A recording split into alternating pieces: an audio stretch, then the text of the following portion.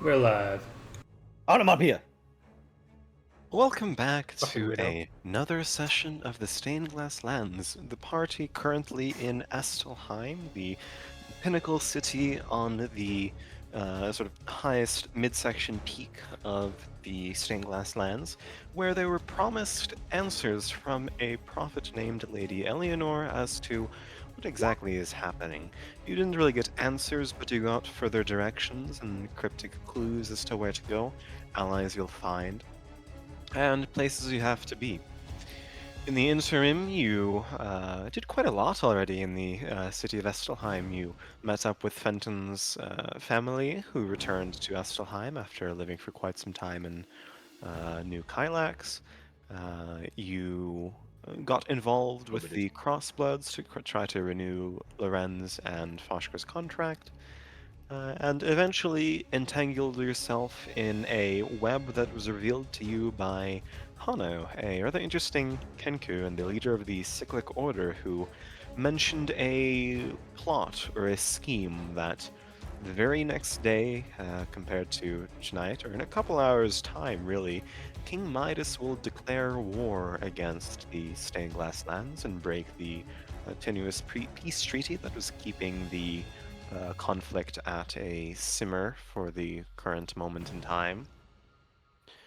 For the sake of sort of converging all of the leaders known as the Council of Seven the previous decade back in the same place before, so that someone, some benefactor, some individual who is using the Crossbloods to smuggle explosives to the Terrans can essentially blow up the entire city of Estelheim, as well as the leaders of the societies in this rather large island.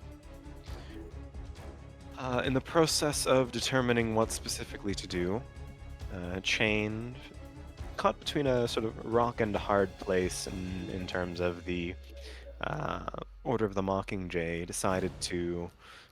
You and the rest of the party decided to sort of kill two birds with one stone. No pun intended. Using a plot to try to steal the explosives that you discovered were being held in 4 bags of holding in the Crossbloods chapter. And obviously, as many things do, uh, shit happens. Chain was discovered, and the ensuing conflict is where we find ourselves. There are a plethora of crossblood mercenaries, most of which are donning standard gear. There's one that seems to be a spellcaster, one that seems to be a bard, another that seems to be a rogue of some kind. And the two figures of note are a tall, laughing, maniacal gnoll, uh, carrying a large battle axe, very proficient in fighting. Not as barbaric or reckless as you think a gnoll would be, but much more precise in his actions. Known as Veligal, who is the former traveling companion of Reed and Foshka. You also encountered a sort of thin, leaf, wiry dragonborn who carried a sort of dressed in a fur cloak, carrying a for all intents and purposes appears to be a giant matchstick that he drags upon the ground as he runs to ignite it. You're embroiled in current conflict, which we will resume with this Crossblood's turn. Get my dice out.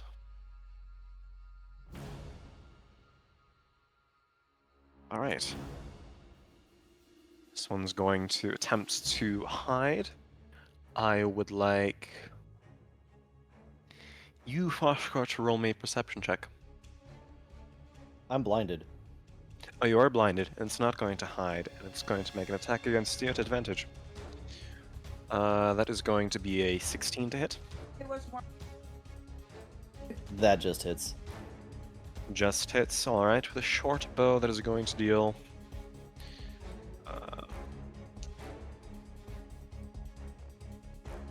15 points of piercing damage with a sneak attack as it sort of pierces you in your blinded state. Alright, So reduced by instead- half, that math is. Yep. Instead, he's going to disappear further here, duck behind a table, and try to hide again. So he rolls a certain stealth check, not very high, but okay. Do I see this hiding individual from my point? Roll a perception check, Reed. My speciality. 13. You lose sight of it as the rather lithed back he ducks behind a table. It's currently hidden.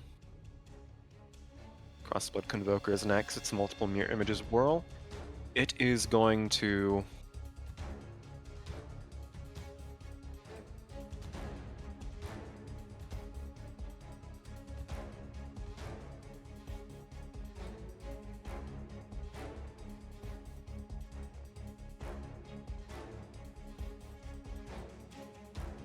And at its turn, That's not quite what it's going to do. None of you wear metal armor. I'm so mad at all of you.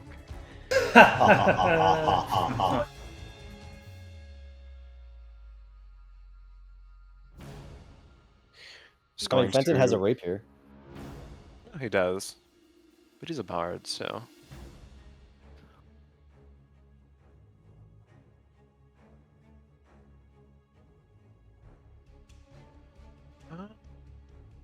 is going to mutter a spell. Some fire begins twirling on one side of its wrists and is going to aim right at Leora and cast a Scorching Ray.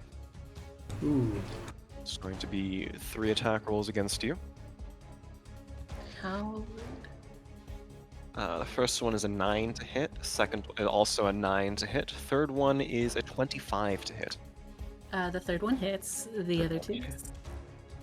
Is going to be 8 points of fire damage as 2 blocked, but 1 goes past your defenses, sort of scattering and searing your side. I'd like you to roll a concentration check for the Spirit Guardians. Which one is that? Constitution? Should be Constitution, as provided you have other features like Warcaster that might increase it. I'm not entirely sure. it should be just a Otherwise, con save. Constitution. Yep. Yeah. 15, you're able to maintain control of the spell. Yippee. To step aside here. Foster, you're up. Alright, and I'm blinded. You are blinded. But before becoming blinded, I saw this fucker who breathed on me. Yes, you did.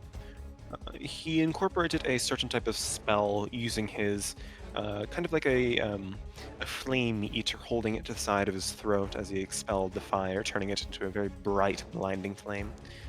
So yeah, that's the last thing you saw before he went blind. But do you know where he is roughly? Yeah. So turning in this person's direction, not really seeing them, but knowing where they are. Yeah. Hoshkara is in full rage mode. And he's just going to shout out in Primordial.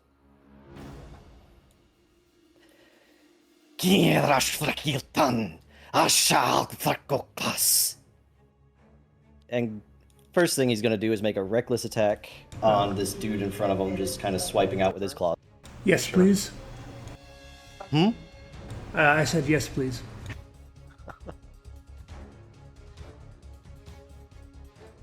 $24 to hit 24 will hit. for 9 Successfully points of killed that damage. Mercenary, yeah. Oh, it killed him. Jesus Christ. No, All he right. took damage prior. Then he's going. Then I'm gonna move over here in this direction, kind of feeling out. And take another 2 swipes at this Dragonborn.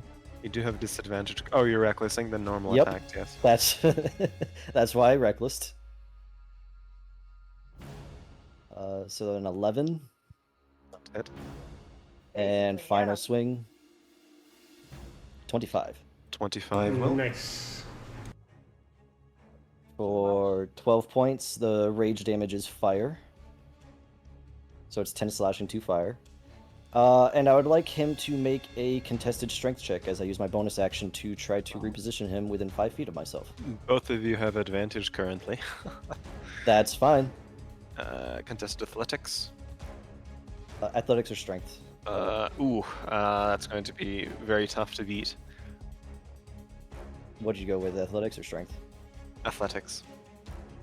Oh, it's the Yeah, same it's score proficiency. anyway. Yeah. 26. Oof. So what happens if you both make the same? Who has the higher strength score? I have an 18. He does not. That's going to be, yeah. You successfully move him. All right, I'm Do- going to swing. As the my second swipe comes around and catches him, my claws are going to hook into his side, and I'm going to swing him around, not towards Fenton, but around the other side, and put him right inside Leora's spirit guardians. Really excellent use of that ability. Nice. All right.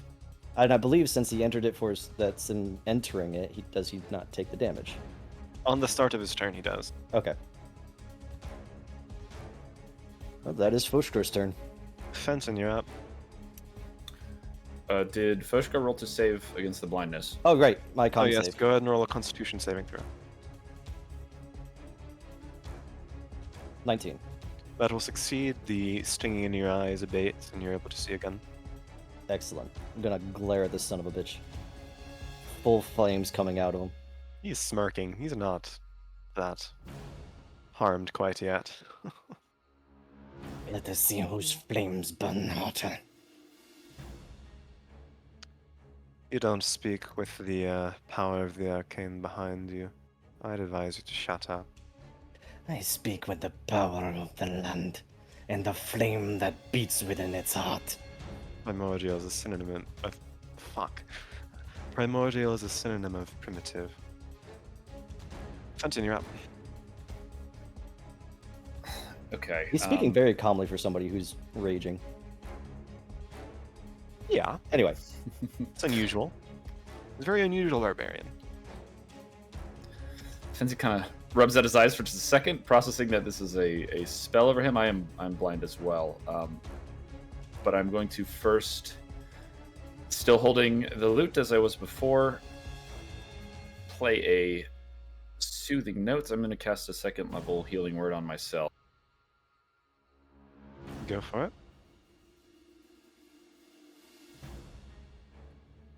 Okay. And then I'm going to kind of clumsily take out my rapier, and knowing that there's someone trying to kill me right in front of me, I'm going to lunge at him with that.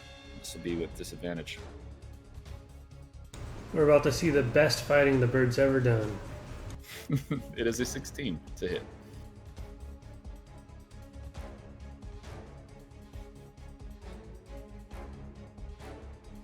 Uh-oh. Oh, he's typing. 1 second. So there was a specific ruling on Sage Advice for spells like Moonbeam and Spirit Guardians. I checked with it. It's not the intention to be multiple times per turn. That's the ruling that's going to be placed. Okay. Spirit Guardians is still an excellent spell. One of the best spells in the game. But I do think that the multiple turns is both unintentional and from a game design perspective, and not something I'm going to have in my game. Alright. Yeah, that'll hit 21. Which are It is the 16 at disadvantage. 16, I That's see. mercenary. But that'll hit, yeah. Excellent. Okay, so yeah, Fenton, he's kind of been fumbling around, and I suppose it catches this mercenary off guard when a rapier flashes out towards him. For 9 piercing. Ooh. Yeah, that hurts. That's the most damage I've seen you do. And it might be. That is Fenton's turn. Soothsayer's up. She's going to move over here, glance towards Zurid, strum a melody on her lute, and mutter, "Hold still, muscles there. And cast hold person on you. I'd like you to roll a wisdom saving throw." They can I see think me? Reed is still invisible. Oh,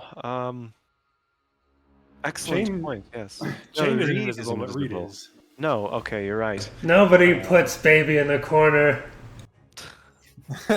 You're a baby Does an now? 18 save on the blindness, Phil? Oh, yes, sorry, please remind me of that. Yes, 18 does succeed. You are no longer blind. You can remove that from your token. Or you can, I suppose. I think we both clicked at the same time. Yeah. Alright. Thank you. No.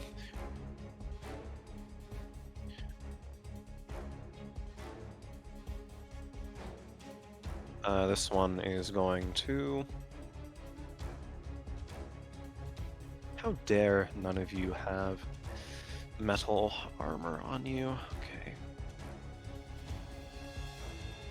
We're so sorry, Phil. I'm not. Give a bardic inspiration there. Going to move over here and ready in action. So you're muttering a spell, preparing something. Veligal is up.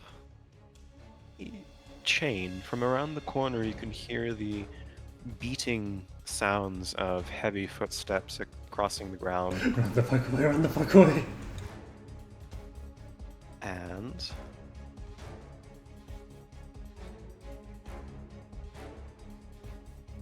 he's going to dash. Skittering around the corner, sort of on all fours, axe in his mouth before he rights himself, flourishes the blade, ends up right near you. Fucking weirdo. No. Well, you're the one running around with the reeds, so I don't think you have any room to speak there. That's not my choice. Shrugs and says, "It is now," and he's going to action surge and attack you twice. So that's going to be precision great weapon master attack against you. Just nice there. Ooh, does an 11 to hit? 11 does not hit. Slashes into the ground. You barely roll out of the way, and you can see it indent into the cobblestone halfway. You feel the ground rumble. With the tense of his muscles, he's going to raise it again, whirl around, and attack you. Tripping attack this time. Does 16 hit? 16 does hit. 16 does hit. That is going to be 12 points of slashing damage, and I would like you to roll a strength saving throw. I'm going to do Uncanny Dodge to half that to 6. And strength saving throw. You've obviously not been eating anything I've prepared for you. This is a betrayal. Crashes into your side, throws you to the ground. You're now prone.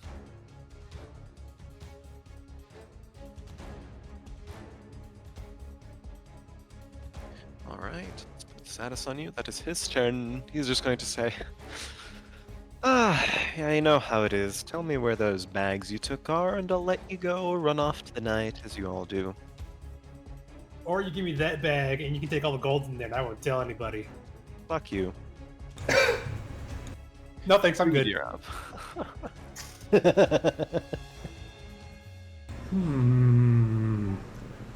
I will gently ballet my way around these people trying to hold back stiggers. Is there still the pile of gold right here? Pile of what? A pile of gold before the fireplace? Yeah. Do I see anything in the mirror? It's currently swirly with fog in it. You might have to try to touch it, or you saw individuals with spellcasting abilities activated, but generally disturb it of some kind.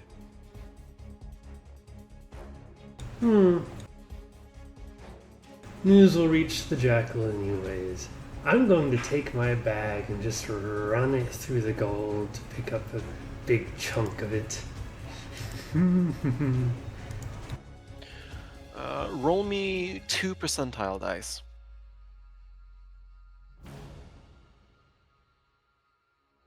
You have 109 gold pieces in your bag now.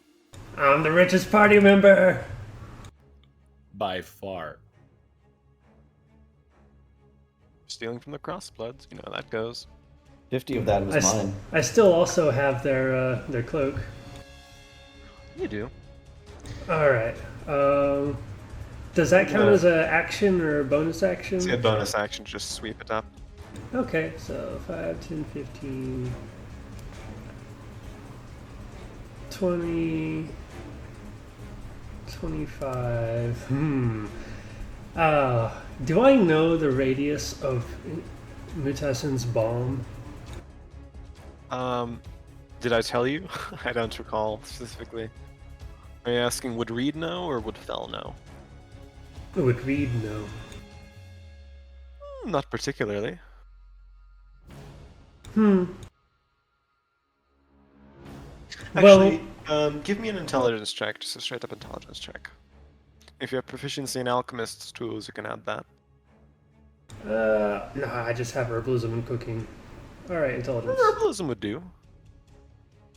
Okay. Nat 20. Oh, God damn! you absolutely know. Can you check the description of that item? I don't recall it.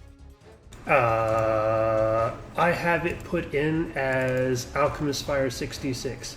Now, normal Alchemist Fire doesn't do 66, and it just has a 5-foot spread from the point of landing. The intention was for it to be 10-foot radius. Okay, so I know this would be a bit more devastating than a normal Alchemist Fire. Yes. Alright. I'm going to toss it as my action will bring me out of invisibility. To where it will catch the mercenary and the soothsayer and whoever the hell is hiding underneath the table. Go for it. So this is going to be, I guess it's just a dex save for the three of them Would be a dexterity saving throw, yes. against a 19 points of fire damage, and all the DC would be set by the crafter of the potion. And I know Mutassen's DC, the mercenary will fail, the soothsayer will succeed, the rogue will fail. That'll Okay. finally break my invisibility. Hello. Launching the ball of flame, it blossoms right at the edge of the table, engulfing this mercenary. Not quite, you can see him staggering back, covered in flames, very injured. Let's see. The soothsayer ducks most of it, sort of flattens her back against a wall, takes a step back. Doesn't take all of it, but definitely is injured. But to the rogue under the table collapses, pinning the sharp shot beneath it, and you can hear the screams flicker out. Was that your turn? See, 5, 10, 15, 20, 25. I'll step closer to the crash table to allow the spores to take effect. So this is going to be a con save on the soothsayer. Constitution saving throw will be a 19. Okay, no damage. Alright. That's my turn. Lorenz, you're up. Okay. I think we're gonna do we're gonna bet it all. Upcast Guiding Bolt against the Convoker. Yes. Okay. Interesting. Go for it. So Beware that the mirror image is still up. Go ahead and roll a 1d20. Hope you roll low. okay. Oh. Unfortunate. The guiding bolt lances out. One of the mirror images fades. Would have marinated this creature if it was a lower roll, but unfortunately. Wow, this is a bunch of bullshit. That's spellcasting for you. Well, that does make me curious. If Lorenz, no, wait, that's. Oh, I forgot. Okay, that's just gonna be the end of his turn. Gotcha. Chain, you're up. Prone, knocked to the ground, sort of lungs in shock. It's what, half movement speed to get back up? Chain will stand back up. And while he was inside earlier, did he see any like stairs or anything going up or down? No, single floor tavern.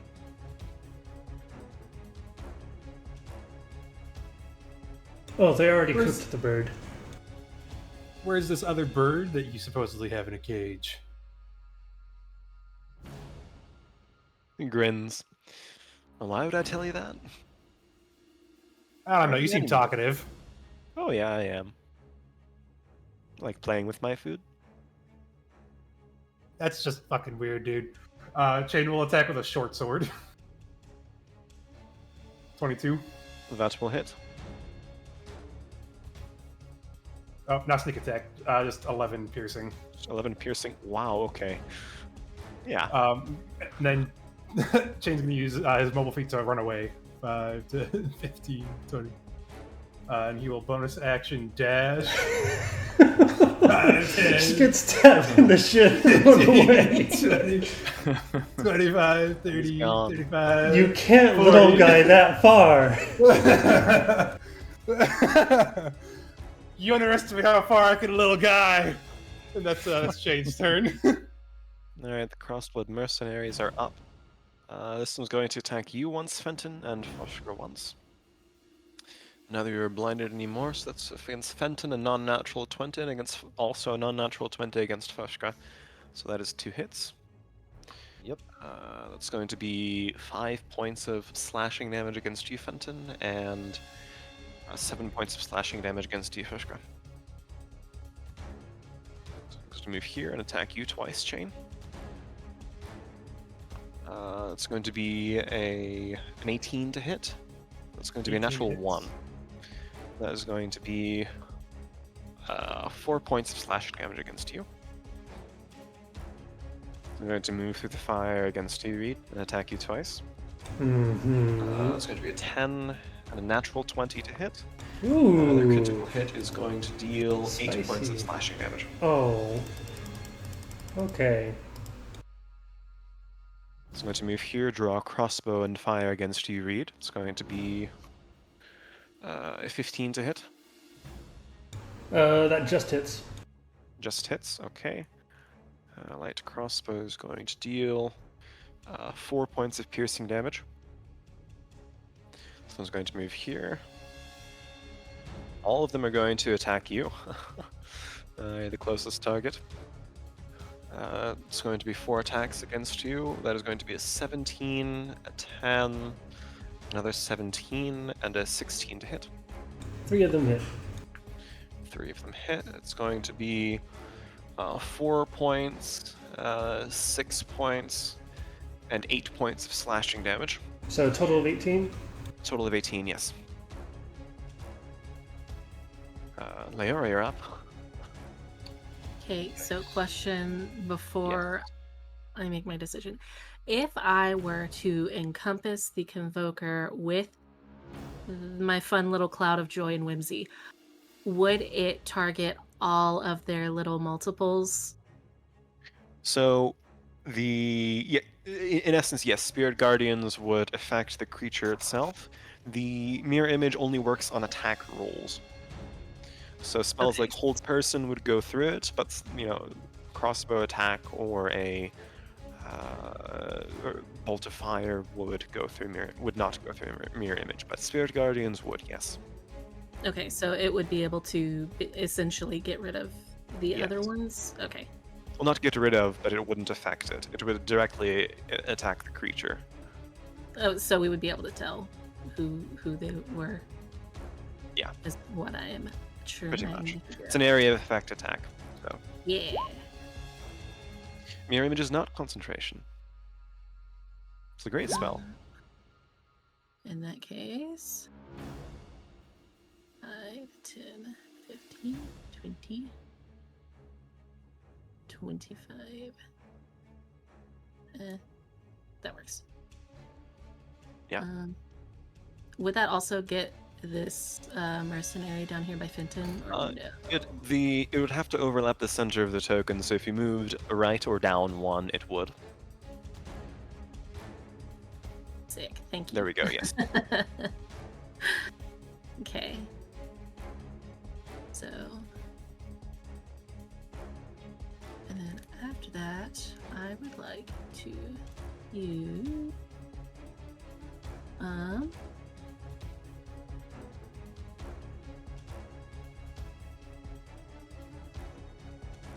want to use magic missile, please. On whom? That is 3 bolts, right? Or is it just the one? Yes. Okay. First level would be 3 bolts. Remarkable. Then 1 on the Convoker, 1 on the Mercenary, and 1 on each of the mercenaries. Roll me a mirror image for the magic missile. That's a 1d20 on your end. Okay. Just a standard 1d20.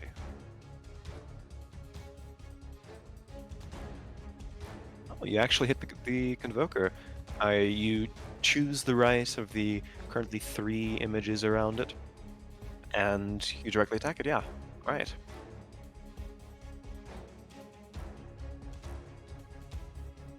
And where are the other 2 going? On the mercenaries that are Mercenaries. within. Alright, 5 points on each. Nice.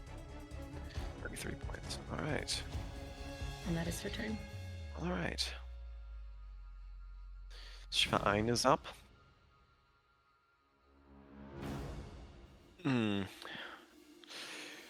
can see him, despite his rage, he's very controlled. Fire courses around his body, but in sort of like a circulatory nature.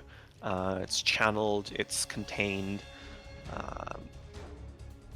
He raises his staff in the air, sort of like the Shaolin monk. He plants it on the ground, lifts himself up, and slams himself down. He is going to cast Thunder Wave on both you, Foshkra and Fenton. I would like you to roll Constitution saving throws.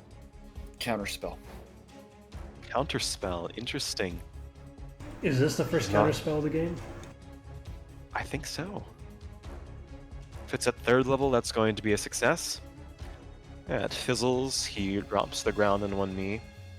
Looks Oh, look at Fenton. him having the stompies. This stands up. Gives a bow to you, Fenton, says. Well, yes, bards are also capable of performing the arcane arts. You shouldn't mingle with people like him. He's going to tilt his head towards Foshka. Is that his turn?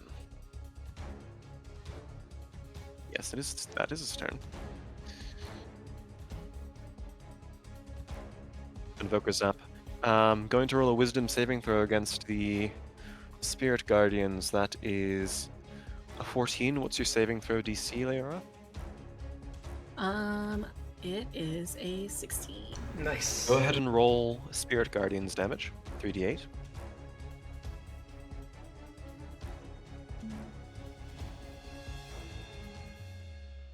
Oh yeah, that eviscerates this Convoker. Hell yeah. Congratulations, we've achieved Marinara. Alright, Foshka, you're up. Alright. So real quick, just one quick slash against this mercenary behind me that's in front of Fenton. This is gonna be reckless once again. I'm not blinded, so it's at advantage.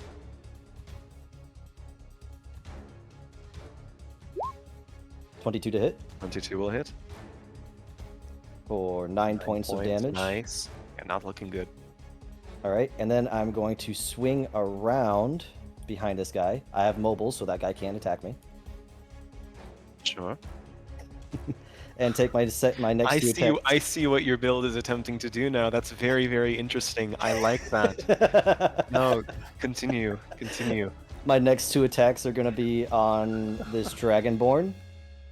And as Foshkra slides up around this guy, you just hear him chanting at the Dragonborn. Kirash, Kirash. Ooh, that one doesn't hit. Will not hit. Ignin ASMR. 19. That will hit. for 10 points. And 10 points, yeah. another bonus action for a contested athletics check. Oh, right. That is going to be lower than 22? that. Yeah, you're able to move him. All right, I'm going to do the same thing I did last time. Hook my claws into his side and swing him back around and get him away from Fenton. Put him right there in the corner. I did not put the pieces of your build together until now. Very nice. Big brother. I also have Sentinel, remember that. Oh yes, I'm acutely aware. Okay, Fenton, you're up. Yeah, Fenton, rather bloody, looking quite shaken. I think that counter spell was more of an instinct than anything. A spell he's been practicing but never used, and saw a spell out of the corner of his eye and just kind of whistled it out. He's going to, I suppose, still holding his rapier. I'm going to take essentially the same turn, but I'm going to level 1 healing word on myself, just with a vocal trill, and then rapier attack the mercenary. Go for it. That's as good as my level 2. Love it. No, that'll hit. 24 to hit. Ooh. Skewer the Ooh. son of a 11 bitch. piercing. And you succeed. Falls to the ground. Fenton lets out a breath. Turns still on guard, pointing the rapier back towards the Dragonborn, but that is my turn. Actually, I'm going to step a little closer into Leora's bubble here. Wise move. No, this one's going to now at this point turn back, look at Reed, mutter spell hold person. Try. You have me. advantage for reasons that you don't quite know why. Give me the lore. This is a wisdom save. Wisdom saving throw, yes. 22. I don't need your lore. You feel the paralysis briefly surge across your veins, but there's something dead, something unliving that resists it, doesn't affect it in the same way.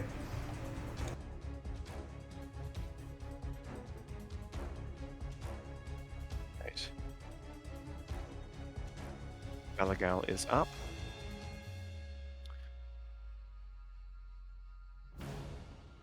Hi, Fenton. Oh no. Didn't move far enough, I suppose. Oh, none of you are in reach, actually, technically. Oh, that's right. Isn't Spirit Guardians difficult terrain? Yeah. Fenton, why didn't you fly, by the way? Good question. Fenton is rattled, I suppose. He's still got feet on the ground. He walks forward kind of calmly. He puts his axe back in his jaws, clamping down. You can see he has part of it made of metal where he can keep it secure and not damage it further. But he draws a crossbow from his side and is going to... There is not in view quite yet, actually. Take a shot at Chain and a shot at Vashka. Against Chain, that is going to be a 16 to hit. This guy keeps exactly hitting my fucking AC. It's going to be 6 points of piercing damage against Vashka at advantage since you're reckless. It's going to do 24 to hit. Yep. Yeah, that You hits. use a reaction to uncanny dodge the arrow. So That's going also 6 points of piercing damage against you.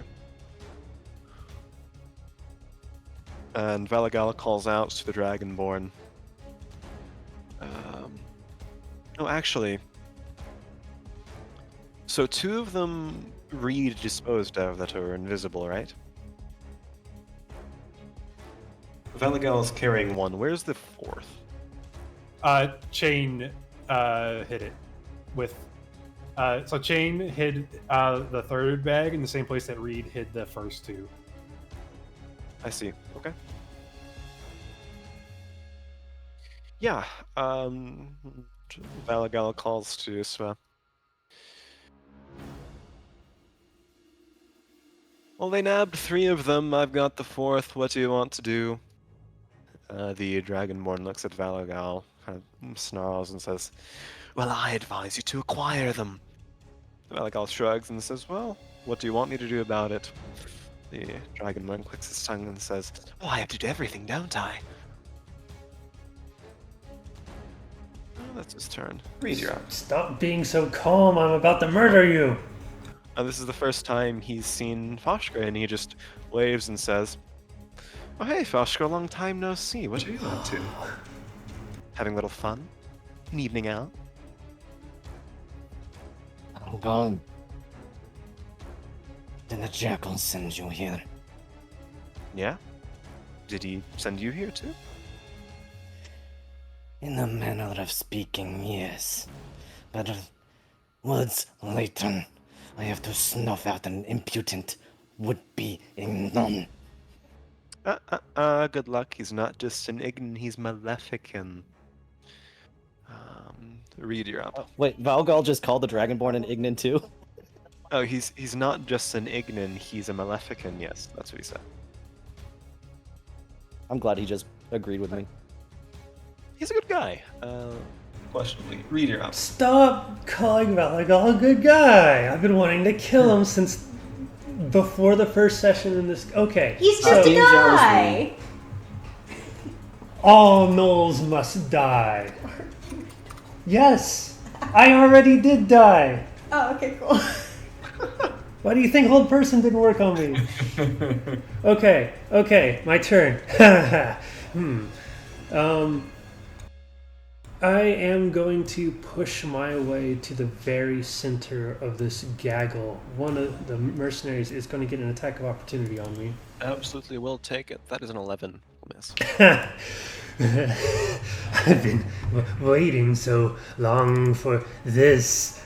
So, a 10-foot radius centered on me could hit all 5 of these, correct?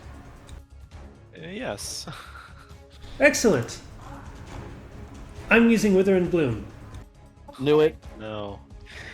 I don't know what that spell does, actually. That's... So all of them need to Right. make a con saving throw for My a goodness. Okay. rather unimpressive amount of damage. What Yes, is I your know. DC? DC 15. Fail, the soothsayer fails, the mercenary fails. What is going on? One of the mercenaries succeeds. Mercenary fail. Alright, you kill one of them. That was the already burnt one. Immediately going to turn, and the spores that have been leaking out of Reed into the room converge on them, and I'm going to use my reaction to apply fungal infestation. And He's raising the dead. a couple seconds after they fall down, they're going to get back up. Excellent. Now there's 2 of them. Read as a pet. Our pet has a pet. No. So, I did not prepare the zombie stat block. I just have my zombie stat block. You can roll manually if you intend to do so. Just keep track of it. Okay, well, its turn comes directly after mine, and that was my I will. turn. Oh, that's right. The second part of the spell, I heal. Let's see, hit dice plus spell modifier. Oh,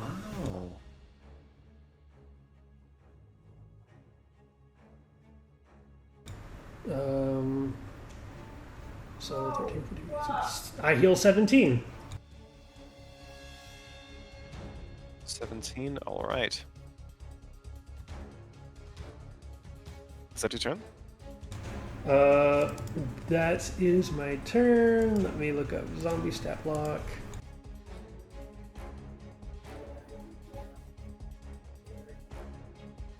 Got it. So the zombie is going to take a swipe at the mercenary. Level with it. So attack roll is. Where's the attacks here? 17 17 will hit. for 4 points of bludgeoning damage.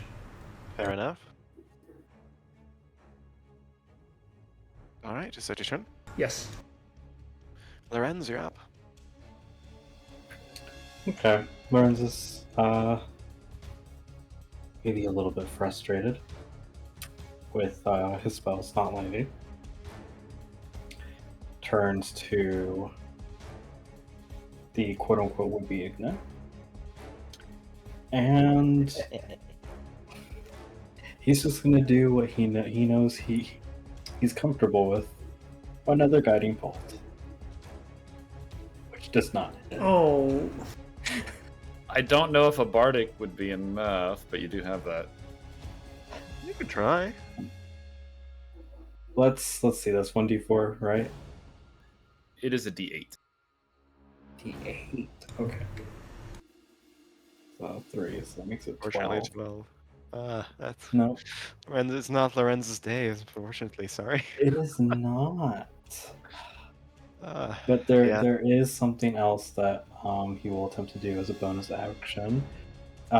Taking the experience from its encounter with the Whistler, he is going to attempt to actually hold on. I need to measure. Oh, I think you're the only Okay, one that that's learned within range. anything from the Whistler. He's going to attempt to telekinetically pull this individual to the ground. Interesting. Okay. That's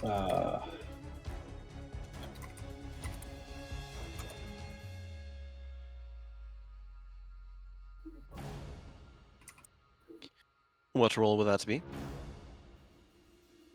I think it should be a. Let me see. I think it is a strength saving throw, so DC 15 strength. DC 15 strength. Rolls low. That's going to be a 14. Yeah. Is that knocking him prone? I believe so. That's Lorenz's intention. Nice. Yeah. Using the Maya telekinetic abilities, you can sort of impel gravity upon him. You can see him, his knees buckle, and he falls to one of his sides. Nice. Malvy's turn.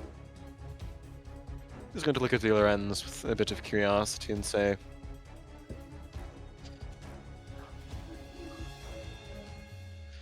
"You have a lot of magic about you. You shouldn't be running around with this rabble." Why do you care? Shrugs. Well, you'll see eventually. Maybe not today. Fuck off. You're a mage. You're better than the others. You should keep that. Lorenz rolls his eyes. Chain, you're up. All right.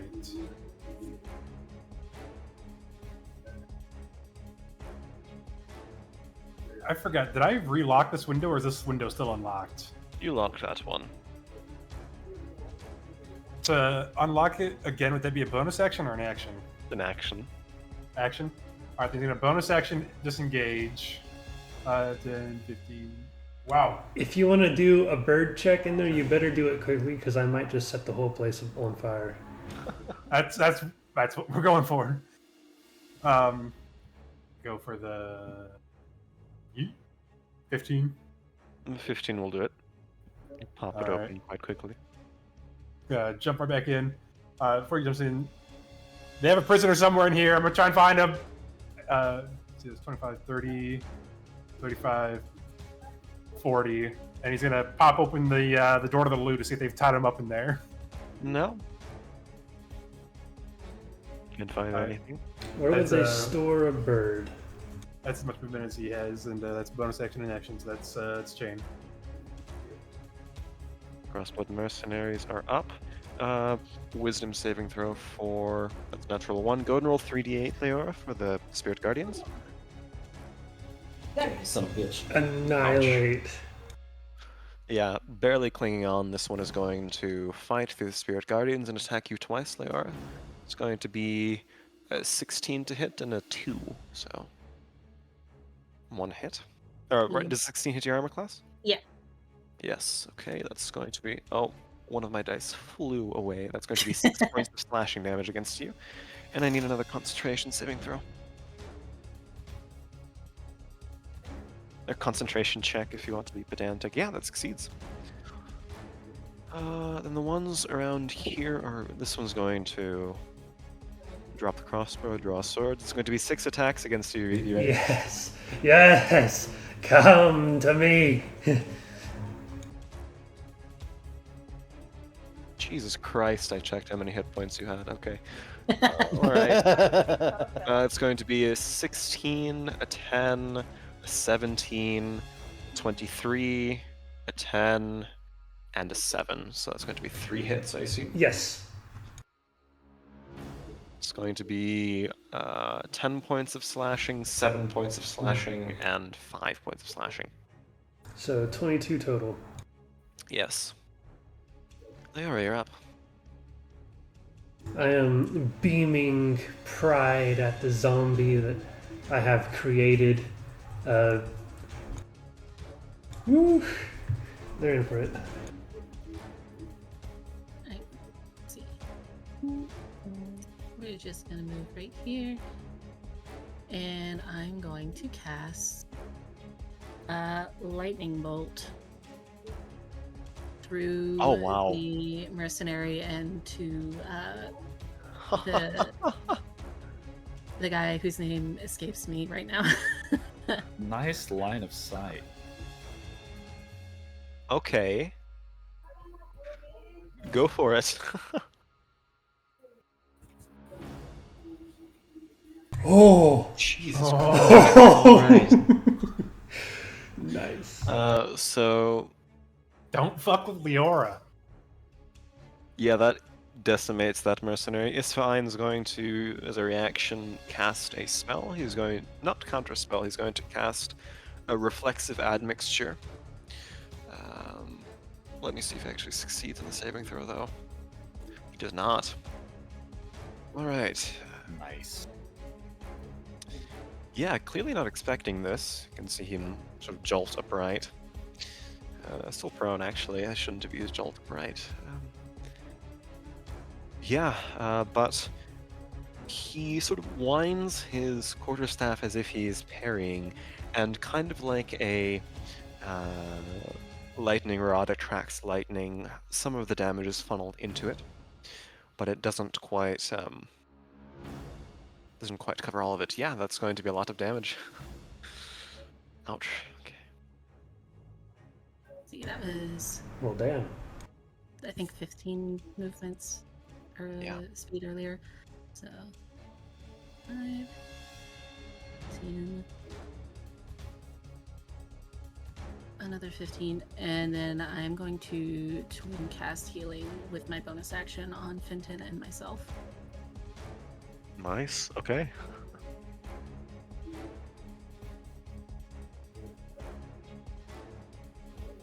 Go for it. That is 8 healing, or is that 12? 12 altogether. Okay, 12 cool. total. Remarkable. If you're casting at second level. Yes. Yeah, on both of you. Yes. All right. Thank you, Leora. Of course, This turn. just stay safe. Roll wisdom saving throw. Fails. Go ahead and roll 3d8.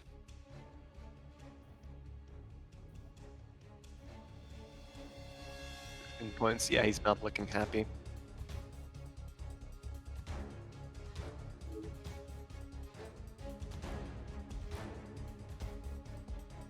First, he's going to stand from being prone, dusting himself off. There are some tears in his cloak.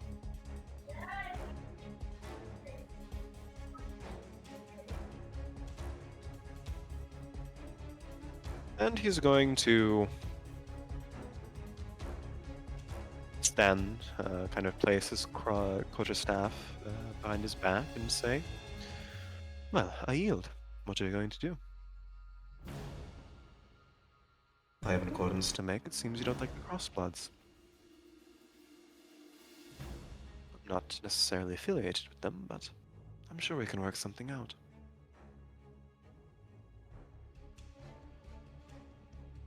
Oscar, you're up. Yeah. So he puts his weapon down and he says he yields. I'm also trying to think. Oh, so he's in rage. A quick glance over his shoulder at Valgal to see if Valgal overheard what the Dragonborn said, and to see if there's any reaction on his face. Valgal laughs and says, "Oh, what a pussy. Just keep on fighting." He doesn't seem like he wants to stop.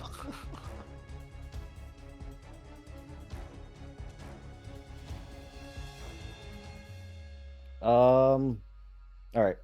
Foshgra is going to continue to attack using non-lethal strikes to knock the guy out. Go to sleep, go to sleep, go to sleep, go to sleep. No, he's going... He raises his brow and says, "I'm going to defend myself. He just gets I've already yielded." He just gets the enraged Ignan.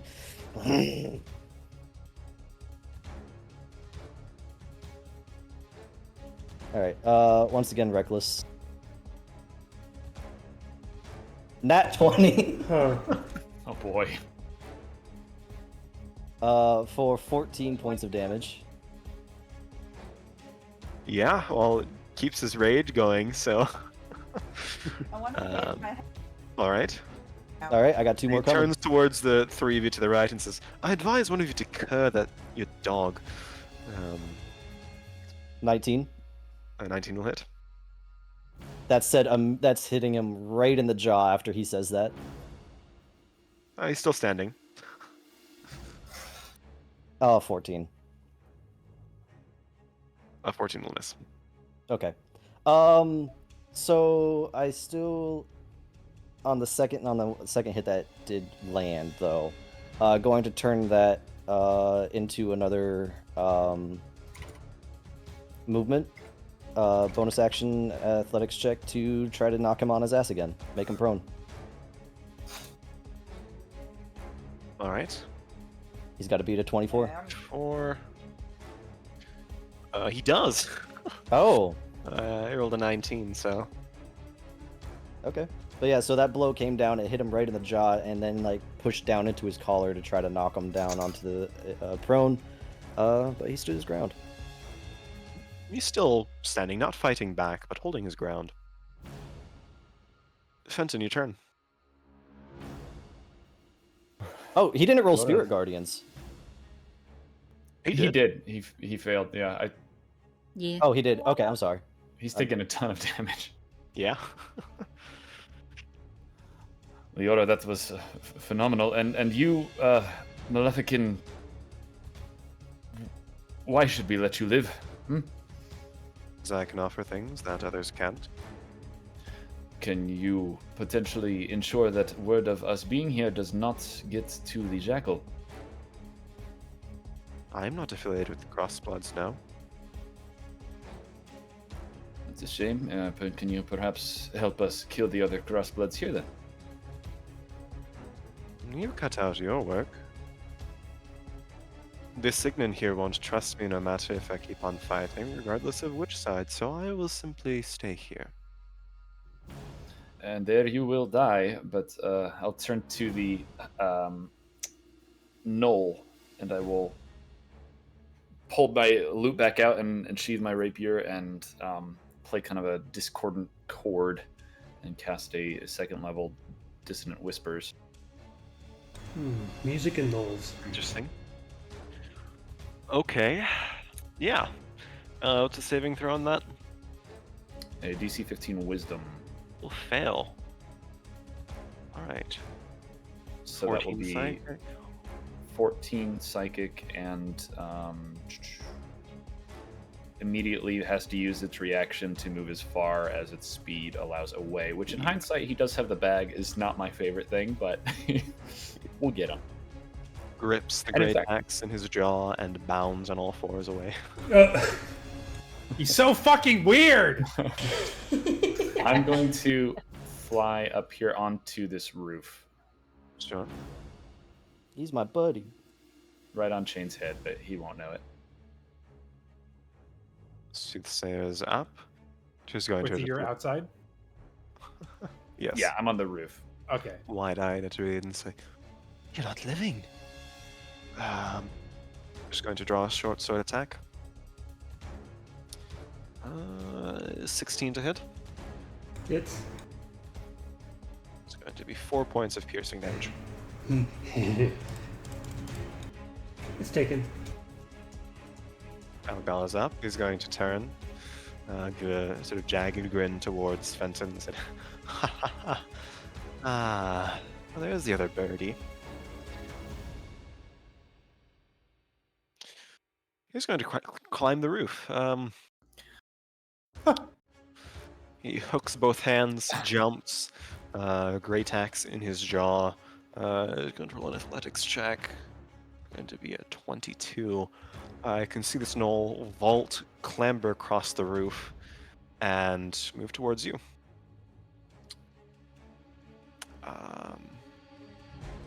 Just that. Yeah. That is going to be 2 attack rolls against you, Fenton. Okay. It's going to be 22. Try that one again. I'm going to silvery barbs. I'll give myself the Just saying. Okay. buff. All right. Let me see. It's a little bit worse. That's 18. That will still hit. Still hit. That will deal. Low roll though. 6 points of slashing damage against you. And he's going to say, "Oh, I thought you could run. Well, if your friends want to see you again, then, well, maybe you should tell them where you put the bags that I had, okay?" He's going to use the last superiority dice to Great Weapon Master Precision attack against you. Oh, Better hope a 13 doesn't hit. It does not hit, thank you. Carves right through the roof. Chain, you can see an axe pierce through. And hear a yelp from a birdie. Fenton, that guy's fucking weird. I'd get out of there. Reed, you're up. I'm just gonna keep stoking this swarm of yellow air around me. Let's have another. Yeah, let's have another wither and bloom. Let's hope I roll higher on the damage this time. Yeah! Alright, so they need to beat a 15 con save. 15 con save. Alright. It's a fail. A fail, pardon me. Fail. All failed. Okay, how much damage is that? Oh my god, okay. Yeah. 8.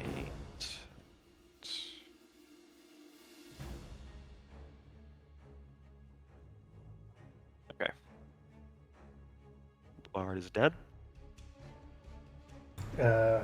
You know what I'm gonna do with my reaction? Sure. Do I? Oh, there's another Reedling. A Reedling. Reedling. And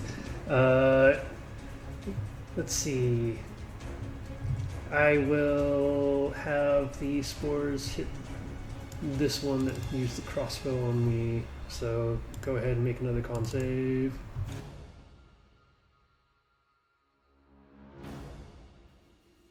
Alright, that's a failure. 5 necrotic. On which one, sorry? This one right here. Right. Sure. Alright, end my turn. Zombies are gonna go. So, I don't think either of those are gonna hit. It's a 9 and an 8. That is correct, neither of them do hit. Alright, Lorenzo. Lorenz, you're up. Give me 1 second. I'm reading spell description. Sure.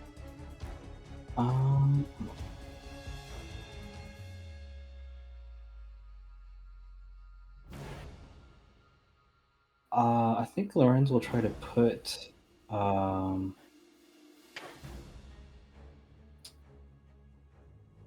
put him to sleep, or at least try to. Go for it.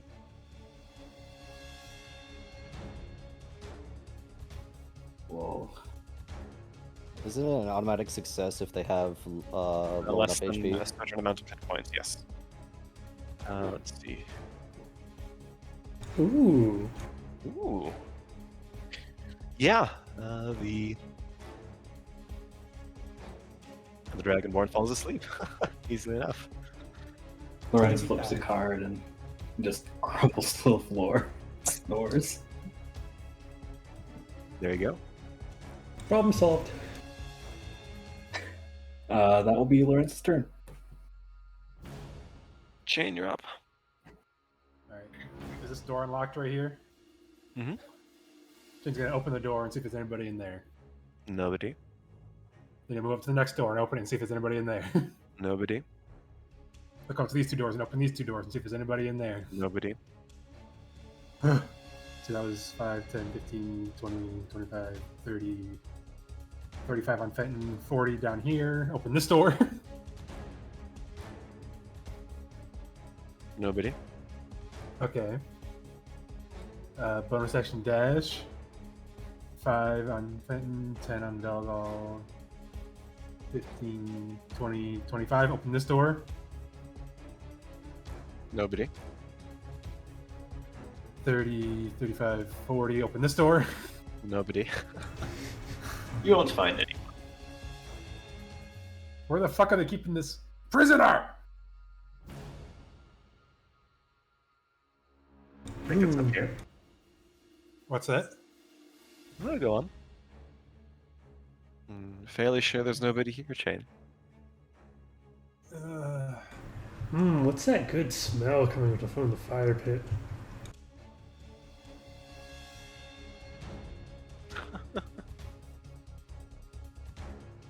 Smells like Tonobo.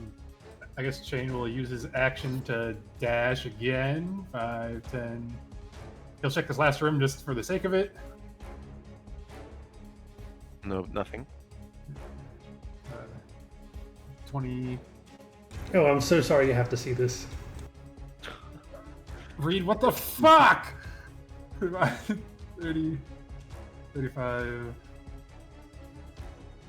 Is there any? Does he see anything in this room where it looks like they could like hide somebody? No. It seems to be empty. Well, with zombies included, but Oh, that's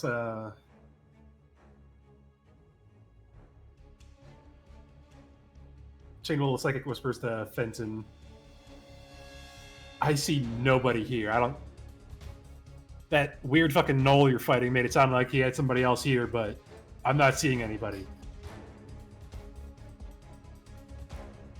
Well, perhaps we'll have a moment to check if we survive. I've checked every room in this place. All right. Sorry, Shane, I am a little preoccupied here. Just letting you know, Reed's doing fuck shit. It's just maniacal Shane's cackling coming from inside. yeah, they're going to attack you 6 times, Reed. They can try. 19, natural 1, 25, non-natural 20, 11, 24, so 4 hits. Yes. It's going to be 6 points, 6 points, 8 points, and 4 points of slashing damage. Ooh, 24. Good turn. Alright, it's your turn. Hearing the commotion on the roof, Leora would yell out to Fenton and ask if he was all right. Questionable. The knoll is up here as well. Damn right I am. Okay. Hmm.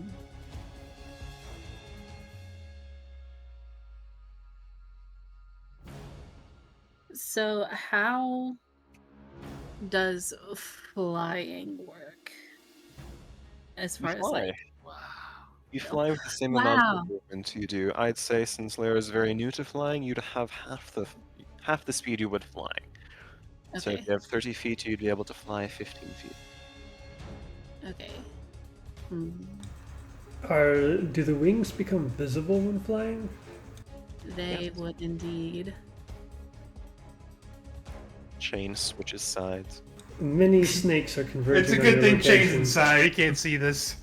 He's been spared the embarrassment and the rage. Instead, he gets to watch the horror that is Reed fighting and converting everything into zombies. So, in reality, he's not being spared anything Okay. other than so embarrassment. 5, 10, 15, 20. I wouldn't be able to make it up there anyway this round. Mhm.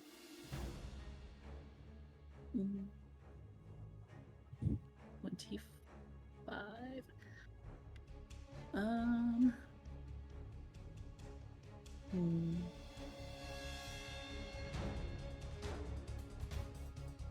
Actually.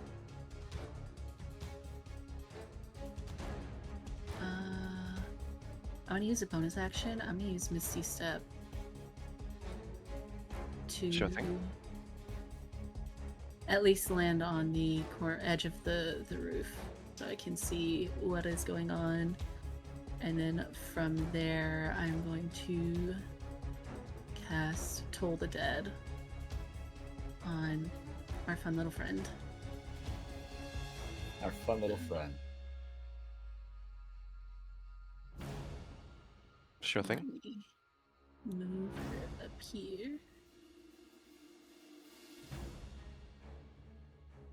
And just for funsies.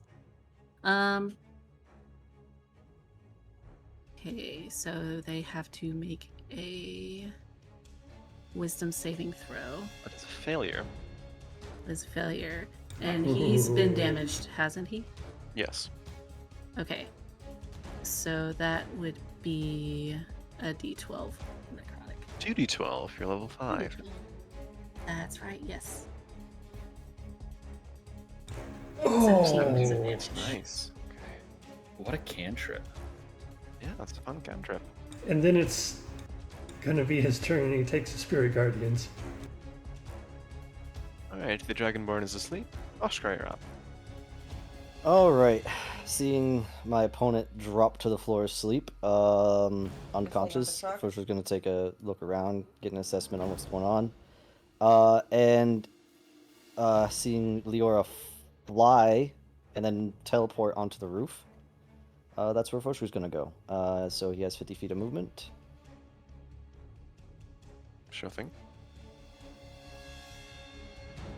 And just as another note, I did have the climbing ability of the Beast Barbarian activated. So Fair enough. he does not suffer anything from climbing. So he's gonna run over here, leap onto the wall, scurry up it as fast as he runs, and stop right there. Oh, it could be a Fenton, you're up. Wait, hold on. That was just regular movement. Ah, okay. And then Foshu's gonna, and then looking at Valgal. Valgal, these ones know my name, as do you. Will you stop? Will you lay down your weapon and talk? From me to you, those who know each other in battle, who had each other's backs.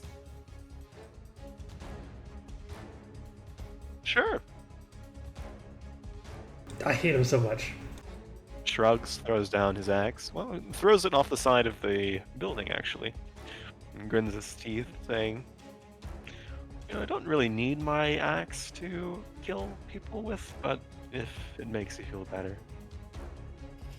I would not like to have to end your life. Now gone. Thank you. Me too. All right. Satisfied with that, I'm going to then action dash to get another 50 feet of movement. Oh god. If he didn't surrender, I was going to use heat metal.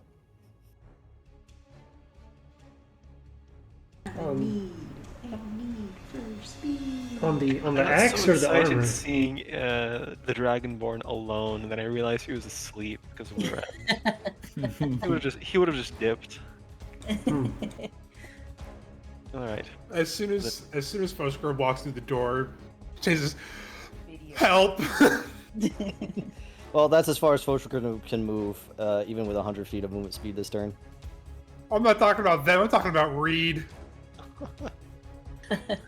Are any of this? I imagine I just headcanon as Foster enters fully enraged with the flames burning that some of the spores are just Singeing. immolating around him. Yes. You're actually burning the air now. Excellent. I love it. Adding to the fire that's already here because you threw alchemist fire on the floor.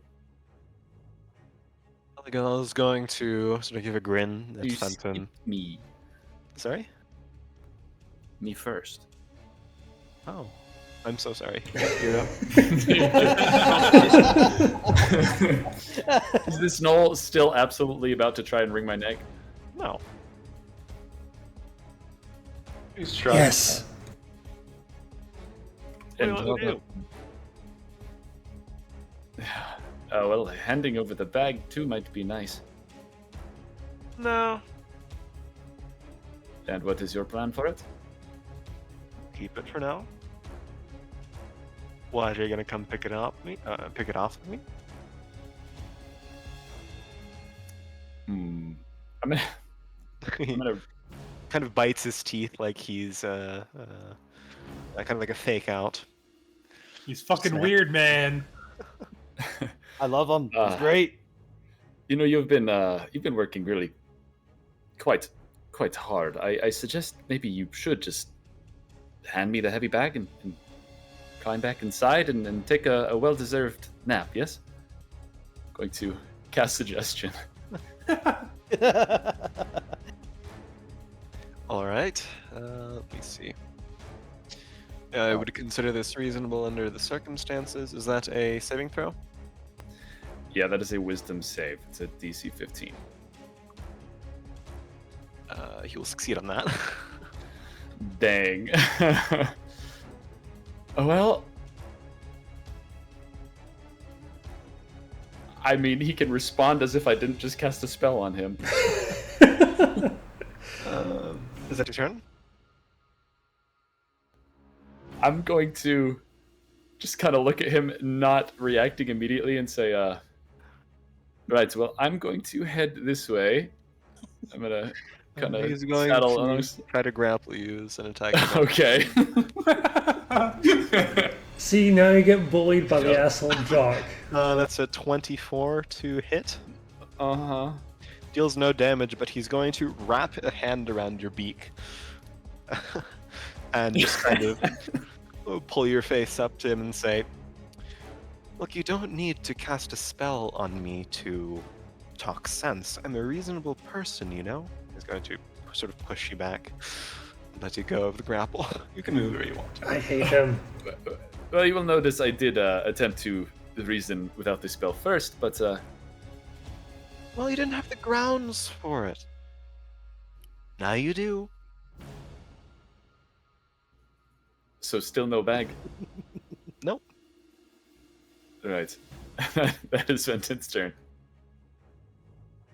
Read your app.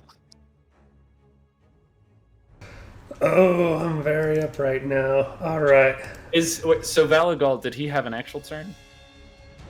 Oh, his turn was going to be grappling you, but he doesn't see a reason to now. He's still in Leora's spell. She can decide your- not to. He started his turn. That was all I'm saying. Reed, you're up. All right. Oh, Leora, are you considering him a hostile enemy at this point? He is letting Fenton go safely, so at this point she's just going to let him. No, lightning bolt! Alright. Lightning bolt! Right in the back. Reed, you're up. Down boy. No, don't talk to me like that. Okay. This is a much more manageable number of enemies, so the one closest to Chain, I'm going to turn towards, and I'm going to cast Shillelagh as my bonus action. And I thought it was Shillelagh for the well, never mind. Okay. For the longest time. It is That's fine. You Shillelagh. pronounce things wrong. It's, We know this. It's- both are valid. Shillelagh is still wrong, so it's okay. What? No, I'm right. Anyways, I went in swinging. 16. 16 will hit. So that is 8 bludgeoning with an additional 5 necrotic. Oh, that one's dead. Kathunk! I turn to the next one. Spores are going to eat at the one that is northmost. So, con save. Constitution saving throw. It will pass. Okay, no That's half. damage. No damage. However, 2 zombie attacks. D20s Sure. plus 3. I don't suppose a 12 hits. That does not hit now. Okay.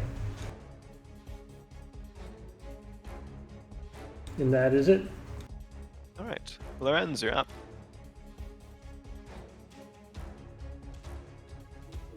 Okay. Well, I'm not. I guess he's gonna head inside.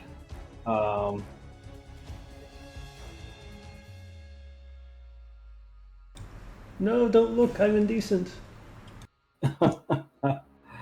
Silly. He's gonna. Hold on. I do have a question. Does Lorenz need to be in the vicinity of this creature to keep them Asleep? asleep? No. No. Okay, so they're there. They're nice and tucked in. All right. Yep. So Lorenz will enter. I think this is the 30 feet of movement, and see what is going on. There are 3 zombies and 2 mercenaries. And a Foshka. Reed, what the fuck? I wish I could warn you. The laughing very suddenly stops, and I turn to Lorenz and say, "This is new." I'm sure it is. I'm sure.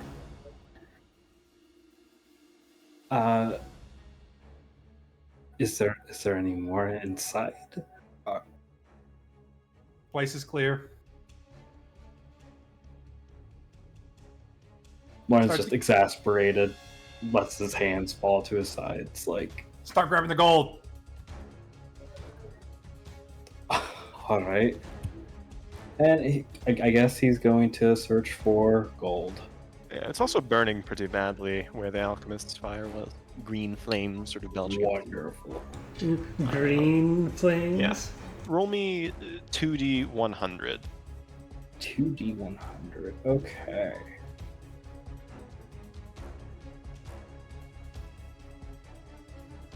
You scoop up 71 pieces of gold. Holy shit, I'm rich. I am loaded.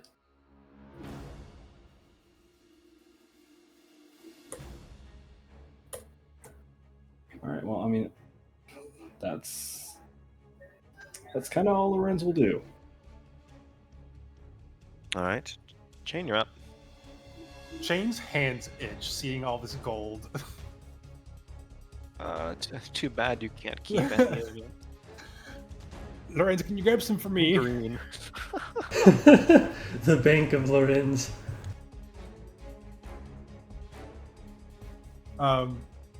Lorenz, Then Bank, chain- and Stars We Trust. Channel 5, 10, 15. Oh, wait. 20. Come back out this window, and he's gonna parkour his way up onto the roof. Lorenz using his vile sorcery to directly attack opponents' credit scores. Okay. Alright, yeah. Roll me an acrobatics check. Because of course you'll have a chance of failing. Oh my god, okay. Yeah, you're easily able enough to scale the roof. It's not a big building. Alright. I'm assuming that'll probably take the rest of my movement to get up here. Yep. He'll bonus action dash. 5, 10, 15, 20, 25, 30. So where's this other birdie?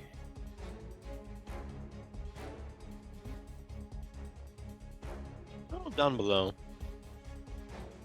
Where? I checked every room. No, not here. I mean, below the mountain. Kind of points at his skull as if, encouraging Chain to think.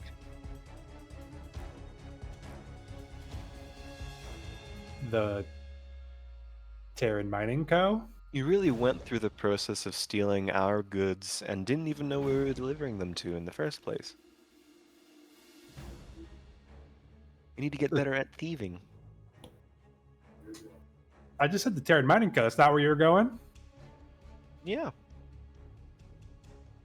Exactly. Yeah, as what I in. said. Yeah, as in, yes, that's where you were going, You or. think me? You're a very confusing individual. Were you going to the Terran Mining Co. or no? And you're not very smart. Yes, we were going to the Terran Mining Company. What do you think all of this is for? Look, man, the jig is up. You gonna give us the bag or nah? Are you going to take it from me? If I need to. Come on. Yeah, come on. Right here. Shane's gonna try and take the bag. Don't do it. Drumsticks.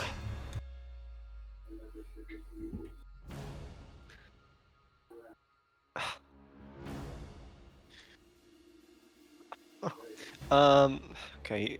No, that doesn't do it. Give it! No, he's going to try to grapple you back. 19.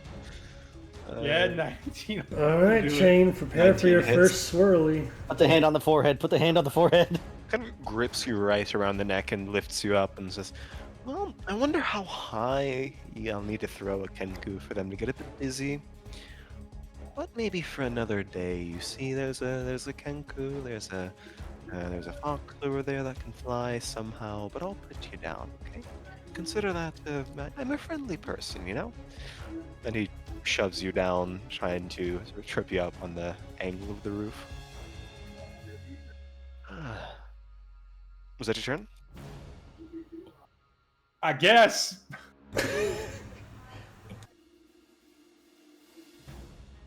Crossbows are up. They're going to attack you. One attacks you twice, Reed, and the other attacks Foshka twice. Against Reed, it's going to be 24 and a 10. Against Foshka, it's could be an 11 and a 7. One hits me. Against Reed, it's going to be 5 points of slashing damage. Leora, you're up. So What about my damage? One hit. They missed you twice. I thought you said a 24 and a 10. Oh, that was for Reed. Oh, okay. Well then I'm gonna reaction sentinel attack the one that hit Reed. Oh, okay. Yeah, that works. Oh, and of course it's reckless. Doesn't matter. Yeah, that'll do it. For 12 points of damage. Ooh. There you go. Leora, it's your turn. Leora will look between Fenton and Shane before looking back at the Dragonborn and saying, "What do we do about him?" He doesn't have the bag. We need the bag. We need the bag and we need the crossbloods to not know we were here, which puts you in an awkward position, Noel. Then right it does.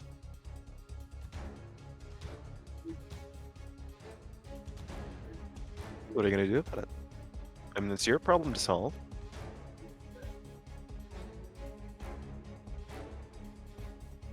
I could solve this problem.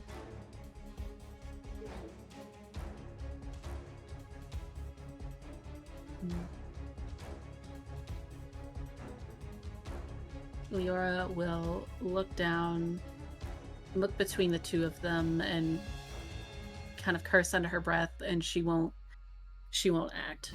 She'll just make sure that no one else acts against Chain or Fenton. She won't do anything. She doesn't want to senselessly, in her mind, senselessly kill. Fosco, you're up. Ready. Swing number 1. 20 That will hit. for 7 points of damage. And that ends combat. As the claw comes down, smashing into this green cloak's face, burying him into the green flames of the floor. And Foshka just kind of like stands there and looks around, trying to find any others. Looks like he's gonna raise a claw at the zombie, but then sees that, but then it's like not doing anything. Hey, he's gonna smack it anyway. Oh yeah, go ahead. That's about 3 times its AC and 3 times its hit points. But it is a punching bag, and it stays up. Reed.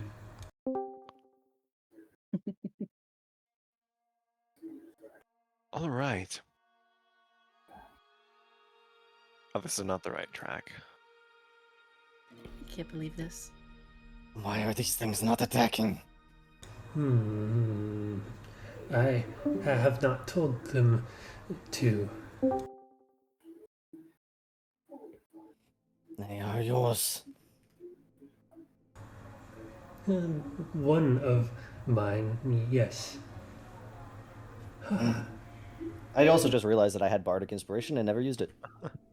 All right. Correct. Oshka, Reed, Lorenz, and the 2 zombies, you can see that the green flames are rapidly swelling across the ground of this wooden tavern, sort of engulfing it in a slow but steady pace.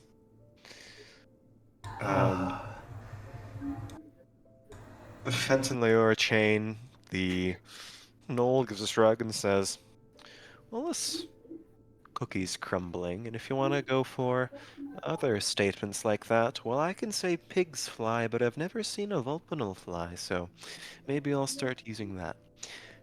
Should we get on the ground? I don't like roofs. Yes, to the courtyard. You will follow us? Sure.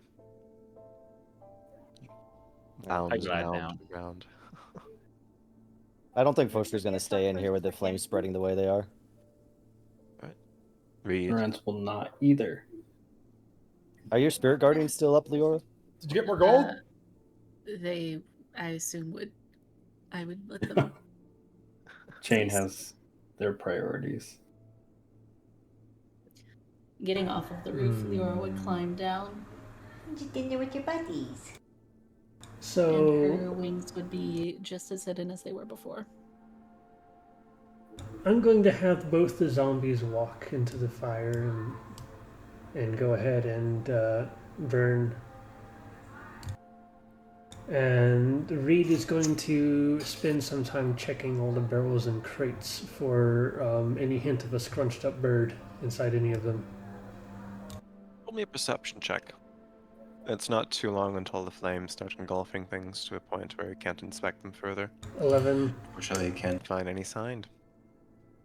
All right. How long does sleep last? 1 minute. Okay. Lorenz, you know he'll wake up in about 30 seconds, but the Knoll just shrugs and says, well, you've got me. What do you want to do with me?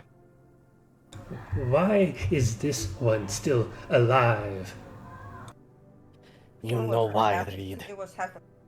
Thought we knew each other better than that, Reed. I do know Not you. to be someone with you. You hate me. Aw. Too bad. You see, the problem here for both you and the Dragonborn is we would rather not have anyone know that we were here.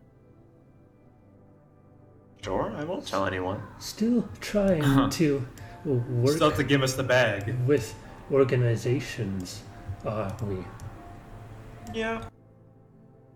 Look, say what you will about the Jackal, nobody likes him, but he lets me do work I like, so... Gives everything an owl can care about. Guess he missed the mark with you, Reed. What are you two doing here, out of curiosity?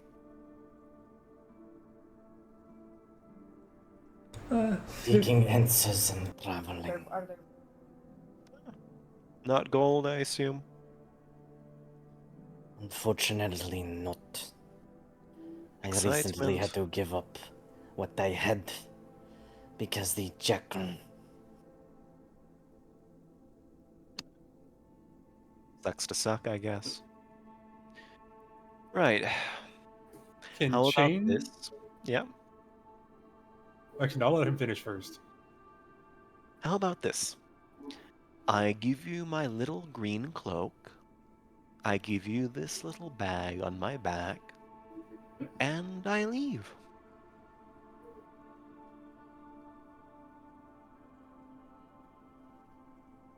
Bag.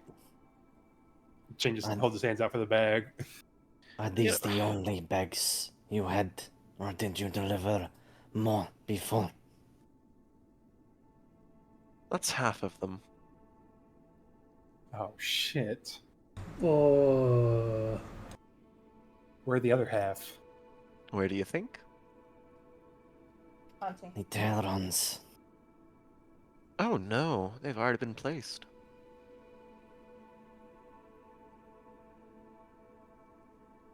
One's to get rid of the tower, and one's to get rid of the mountain itself.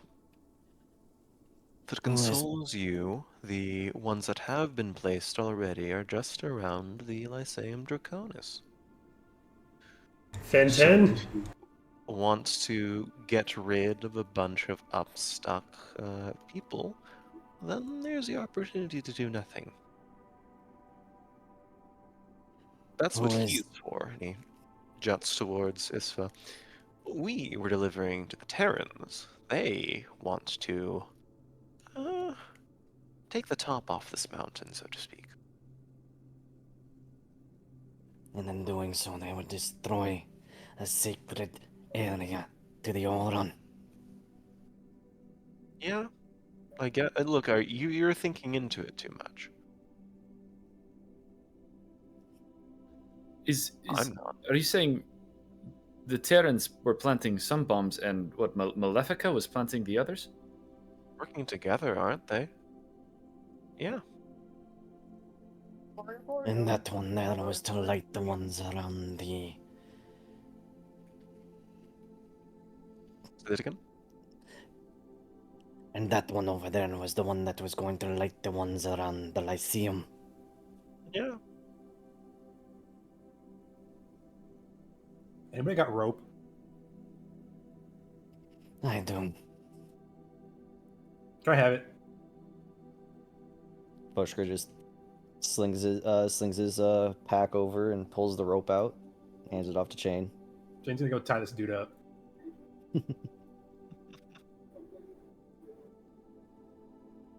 It's not long until he wakes up, though, I will say. What's the rope made of? It's just hemp. Yeah. Oh, that's Very flammable. flammable. Yeah. Yeah. At least he'll get high when he escapes. It's easy enough to time up your rogue. But Valgal just says, look, that guy over there, he's a real mean piece of work. I don't like him. I think he likes himself, but, you know, what can I say? That He sounds like you. Yep, like attracts like, I guess. Did the Jackal have any other orders for you? No? Would you be willing to tell me what he has been having you do, other than this? Oh, the odd job. I like the more gritty stuff, the hacking and slashing. I don't really care about the political machinations that go on in the Crossbloods. I don't really care. So long as I get work and as long as I get to do what I like, then, I'm happy. I know, Valgar. I know. So, I won't tell anybody about what happened. I give you this little bag. And we're all happy, right? Can I insight check on him Go and roll an to see insight check, yeah. if he's actually not going to tell anybody? Mhm. Insight. 11. Honest.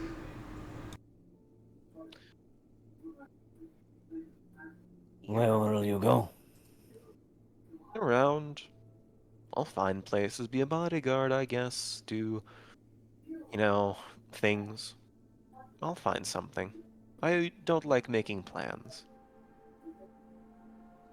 Reed should know a thing or two about that.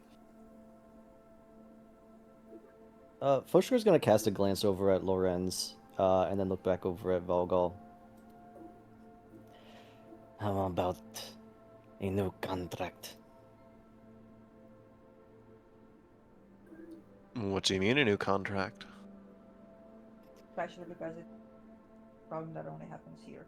Lorenz here has a contract on his head that has been stayed by my contract to protect him.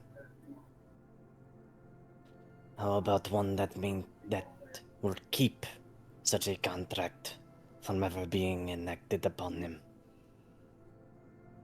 A Look, I just bodyguard or told you sort. I don't deal with that kind of thing. I just enforce. That's what I That's like. why I say bodyguard, but perhaps not the same as walking next to him.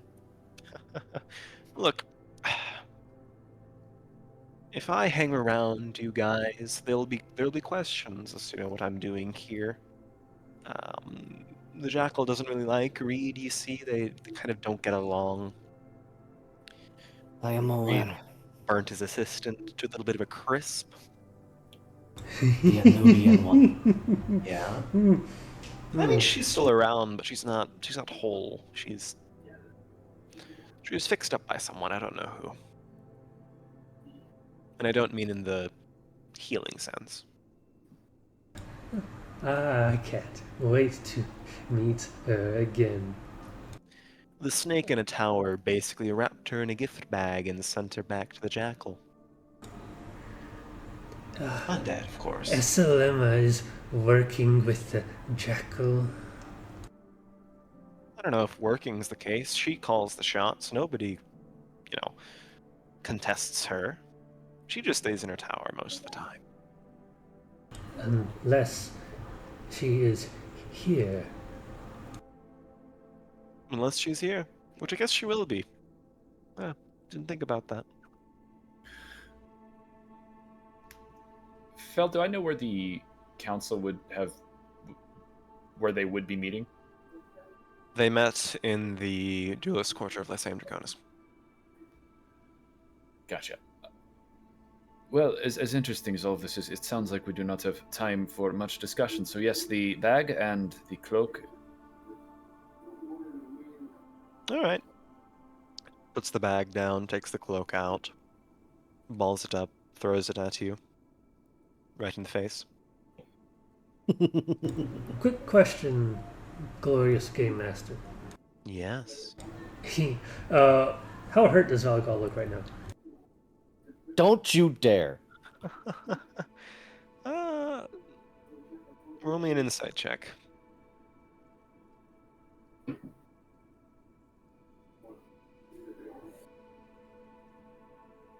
11. He looks pretty... He's bloodied, but he's pretty healthy. I admit I disappointed I did not take the opportunity to chase you down. Aw, I'm so sorry.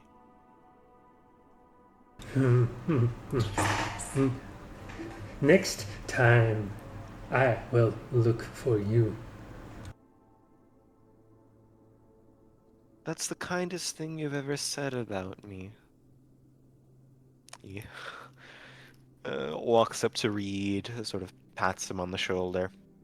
Oh, yeah, I swing the staff at him. Roll an attack roll. Shillelagh would be off, so it's just an 18. It hits him in the side. He's going to punch you in the face. Roll an attack roll. 17 to hit. Yep. Damage. So that'd be 4 points of damage. I'm going to tackle him. Oh, the gnolls are flirting.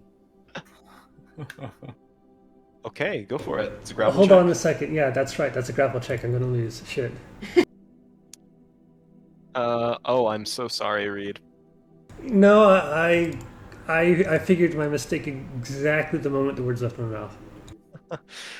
Yeah, you're a frail undead creature, and he's an old in his prime. Doesn't take long for him No, he has no pride. He has no strength. He's nothing. to swings you around the shoulder and throws you onto the ground. There's kind of snarling going on. Are any of you intervening? Foshkra's used to seeing gnolls interact this way. Shane's gonna Who talk to got the the bag from him? You did. He threw it at you. Okay, Benton. I'm gonna walk over towards the building, throw his cloak into the green fire, and yeah, with the bag, I'm gonna go join Shane over at the Dragonborn. It's a heavy bag. Phil said one chain could carry with no problem, I believe. So I'll be all right. Maybe a little problem for me, but I'll be all right. Or is it going anything further than a brief scuffle fight, Reed? Oh, he's quiet. He's contemplating. Okay, sorry. I was dutifully distracted. Understandable. Is he still grappling me? Yeah, I mean, he lets go. Kind of laughs a bit.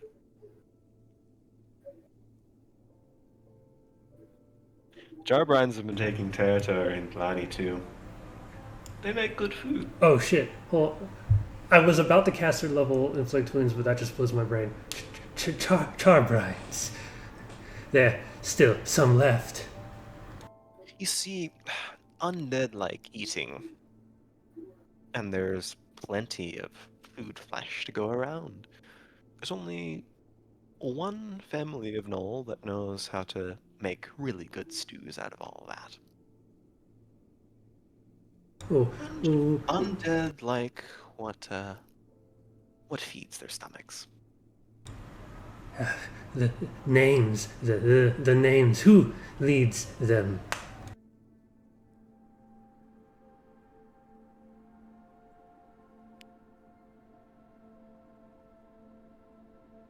Blanking on the names so badly. I'm so sorry. The lore, Fel. Give me the lore before I third level inflict wounds this null.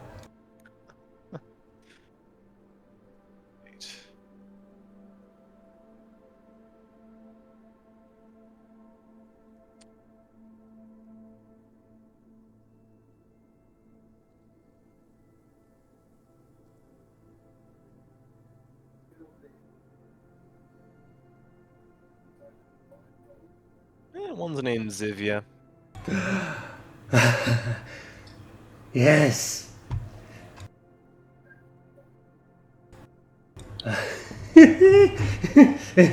Reed starts slowly picking himself up off the ground.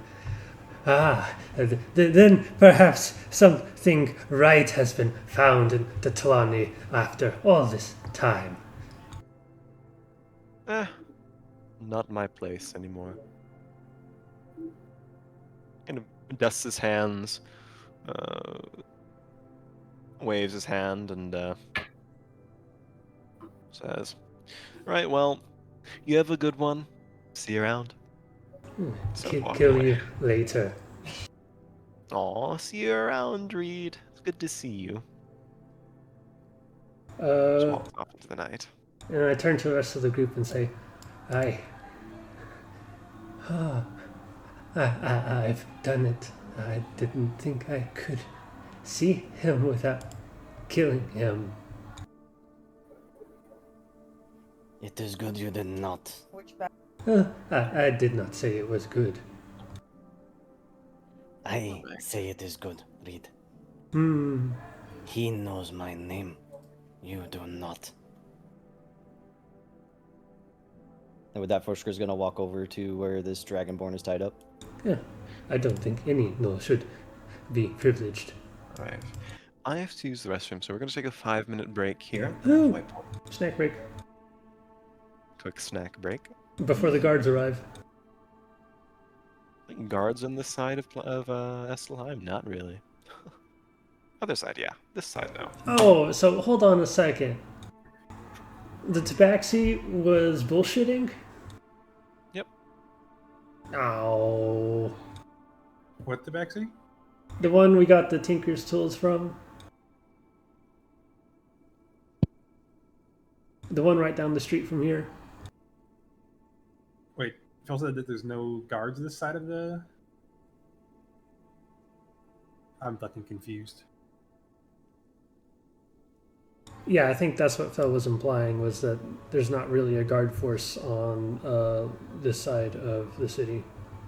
I'm surprised that Dragonborn wouldn't want guards. Well, I guess they're just too high strung. Anyways, I'll be right back.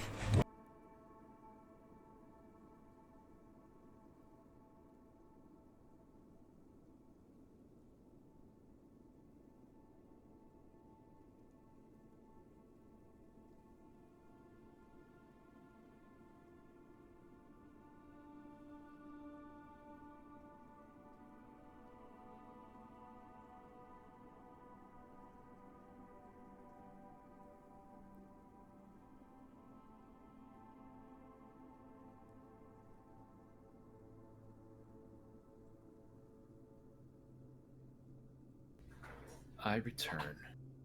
Welcome back, Birdie. Welcome I am- back. Thank you. I am very, very curious if we're going to be able to do the rest of tonight without needing to retcon any of sending in my sim. I was joking when I said these bombs were the terrorist attack we needed, but here we are. You fucking gave Fel the idea, you bastard. I'm sure that was Fell's intent when he wrote that plot point.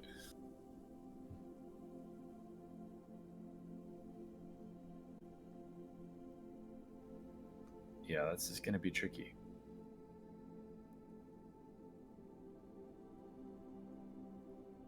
Yeah, see just Now, how much this little Dragonborn cares about these bombs. Because you keep saying that he doesn't care, but I think he was just trying to get off so he can go set off the bombs. Now that we know that there's Yeah. extras.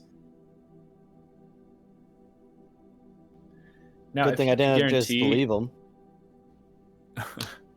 If you could guarantee that the only present bombs would be the ones that would kill the Council of Seven, I would have a drastic moral dilemma on my hands. Could we just kill him though? Well, no, I'm just saying, if he could place some bombs that hurt nobody else and blew up no libraries, but killed the Bloody Baron and Esalema and Thief of Roses and Amadeus all in one go, wouldn't that be grand? Except it's going to blow up the library because they're going to blow up the entire tower. Well, yeah, I know this. Jen, let me dream. That's what I do best.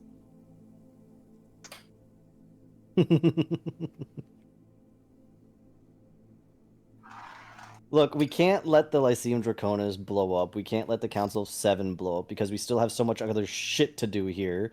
And if any of that happens, then we won't be able to do it. Look, I'm good with blowing up the Council of Seven and then getting out of Dodge personally, but I've got more that's shit to not do. what- I've still got to talk to Rook. I've still got to climb the fucking mountain. Well, Rook won't even have to worry anymore. If Rose is gone, she could just walk right on into Bazigdara. Blow up Rose. Exactly. Problem solved. Use that lizard brain. 9 intelligence. You can't keep using that as an excuse. Especially when it's literally 1 point below average. I'm holding this nuclear warhead with 9 strength and doing just fine. Are you? Are your drumsticks getting a little shaky there? Okay. Look. So, Actually, don't. I must have missed the session when we obtained a thermonuclear weapon. Yeah, so nuclear fission has been developed just recently in the SGL. Correct. It's called Probably an by angry Arho. Ignin. Oh. Oh yeah, I still haven't told anybody about the Arho story. We haven't had a chance. Been a little busy. Been a little busy. Had to crash out. Had to go do some shit. Had to terrorize a tabaxi. Null crash out. No Aboriginal cash out. crash out. Let's see. Who hasn't crashed out on this first day in Estelheim yet? I don't know. I've been pretty chill. Now, Fenton's had a good day overall. I mean, Almost good day. crashed out trying to stop Foshkra. Oh yeah, no, you're right. I don't know if that counts as a crash out. New word. You know what? I don't think I've. I'm gonna retract my hi, Jen. statements. I don't think Reed's crashed out. I don't think Reed is Reed's a crash capable of out. crash- Reed is a walking crash out. All right. With Valagel walking off into the distance, kind of a skip to a step, he grabs his great axe. guy. Hate Knowles. The Dragonborn slowly stirs, sort of cricks his neck, pulls himself to a seated, then standing position. He's tied up. He can't stand. Smell smoke on your nose at some point.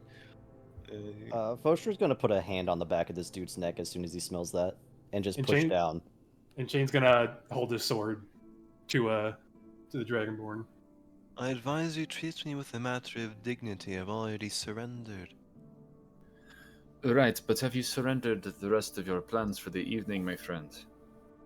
No. But I'm going to.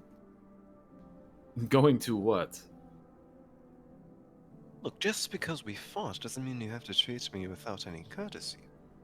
Look, I understand if you were to, but... Right. Yes, I'm Maleficent. What do you wish to know? What does Where that the even bombs have been placed around Lyceum Draconis would be a good start. I didn't place them. mean? But you were going to light them, Yes. so that means that you would have to know where they were to light them. Look. They've been smuggled inside the vault. Does that answer your question? Well, it does not answer where, no. I assume there are networks of tunnels below the city for this very purpose. Yes. They bags like that one. No. Look. Untie me, allow me to stand, and I will speak with you.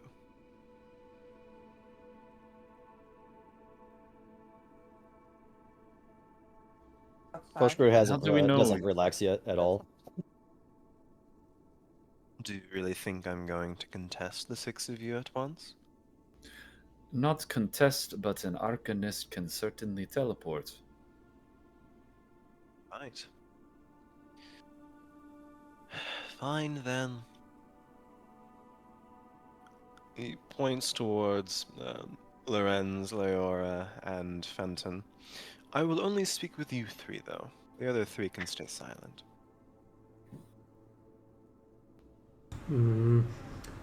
Little bird, please come. Let's gather the remains of the battle.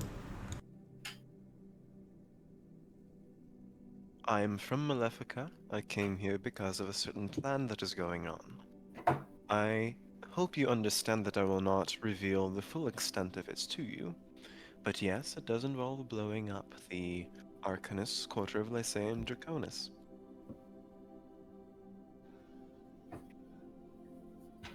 That may be odd coming from someone from Malefica, if you know anything about it. Less odd than the fact I assume you're working as a Maleficant both with Terrans and, dare I presume, Golden Wolves. There are times when interests align, yes. And yet you won't even listen or let 3 of those who hold your life in their hands speak to you, so certain barriers are very firm. I'm allowing you to speak. Those 3 don't have anything worth saying. You do. You're a bitch. Point noted. Boshkra's hand on the back of his neck is just going to tighten just slightly. Yes, so you're going to get your Ignan off of me. He's made his point very clear.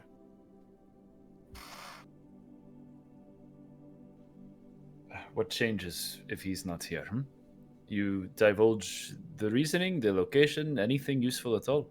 Well, if he gets his hands off me, yes. Well, we'll see about that.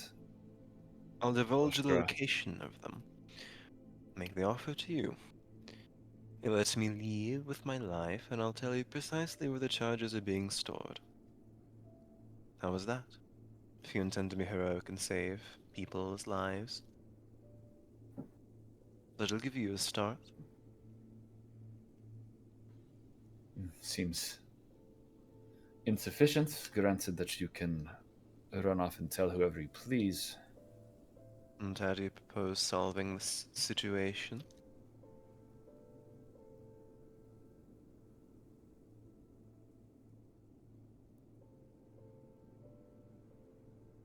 I don't think we can solve that part, at least.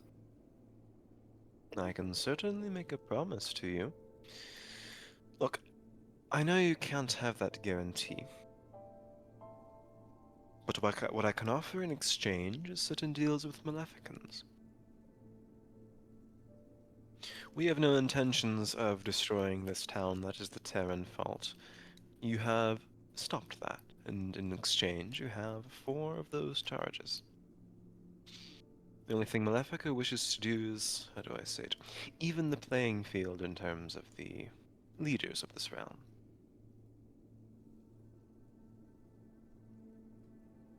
So What the is it target you are is after? specifically the 7 and not all of Lyceum Draconis. Specifically the 7, yes. We don't wish to kill innocents, but we don't believe the Circle of 7 is innocent.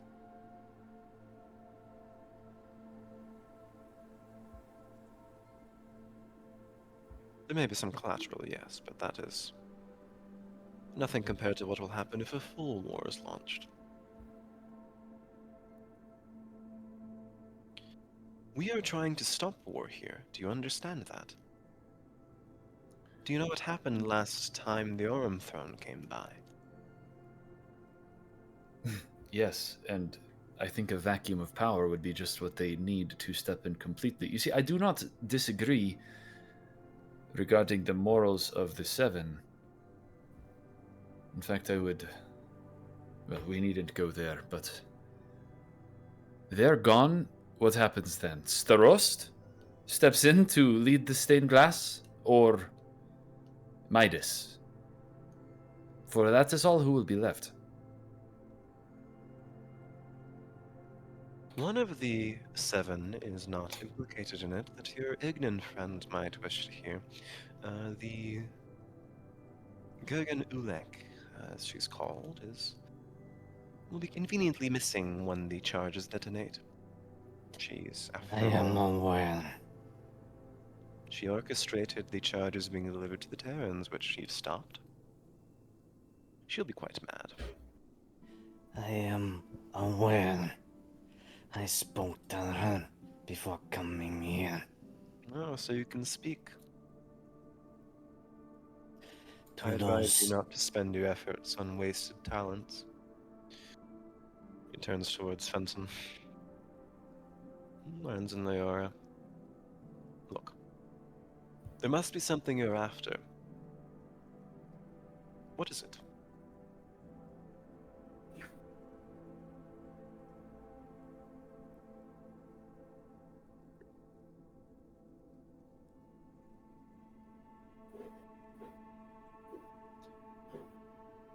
I fear nothing you can provide.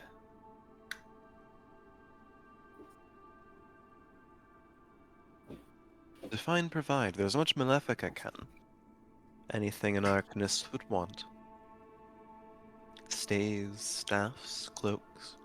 Aid in the upcoming conflicts. We are good good allies to have and bad enemies to make.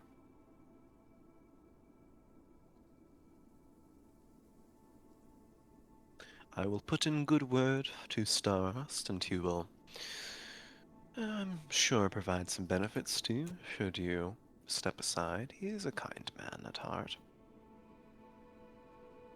Or I you want to know can... about my father. About your father? And you are? Lorenz. Lorenz Savanto. Salvanto. I can see him smile. I knew there was something about you. Yes, you are very gifted, and you would make great friends with the Malefican mages. Tazar was one of the most powerful wizards to have ever existed. Quite possibly the most powerful conjurer that ever has existed. Yes, well, he didn't run any part of the duelists' quarter in Lyceum Draconis. He was one of the head members and the original preceptor of the Conjuration Guild. His work, I suppose, distracted him. If you promise to release me, I will tell you more.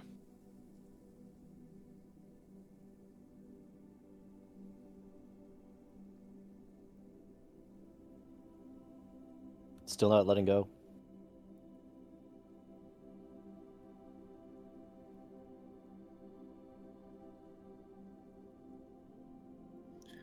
Information and trinkets and a location of the bombs. You promise these things for your life, but play it through. Say we are able to, in some way, deactivate the bombs, extract the council from... the things do not go according to Starost's plan. We have again made an enemy, I presume. You think he's made only a singular plan? He's more intelligent than that.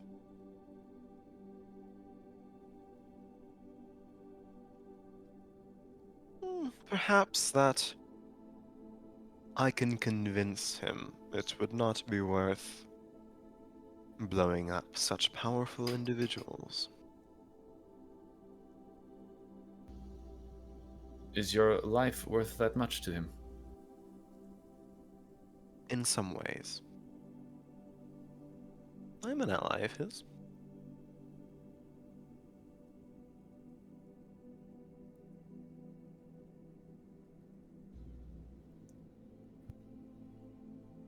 Then There you are think very it's feasible? few blood ragers in this day and age. I'm a rare one.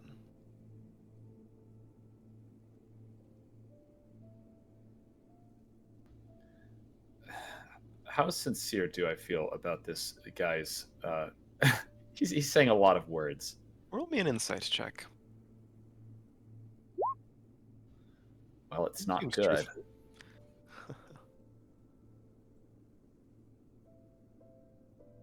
He looks at Lorenz. Do you wish to know more about your father?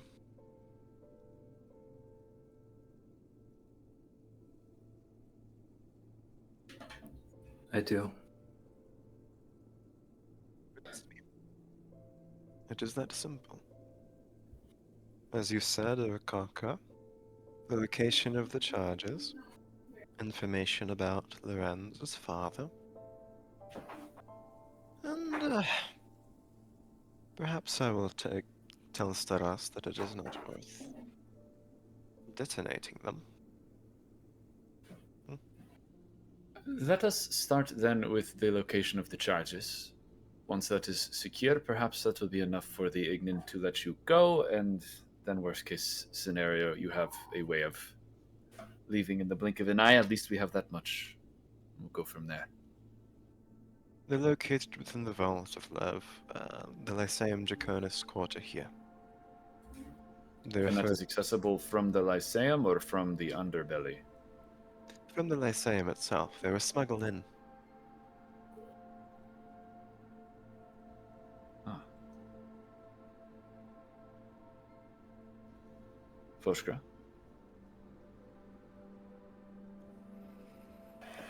Poshra looks at Lorenz instead of Fenton. Lorenz gives a very slow nod.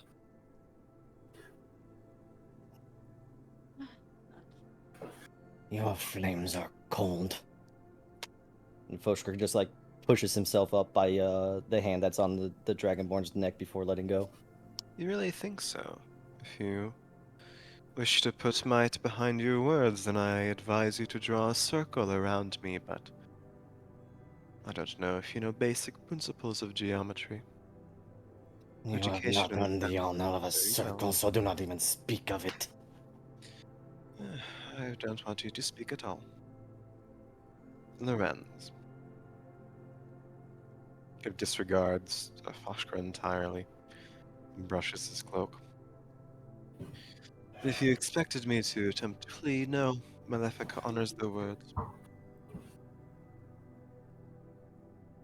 It was thought that your father was searching for something.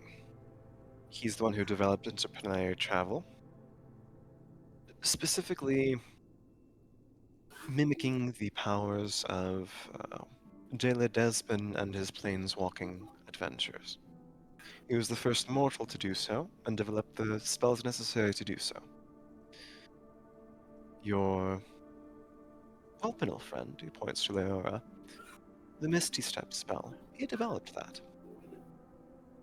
You can thank that momentary lapse through the cosmos on him.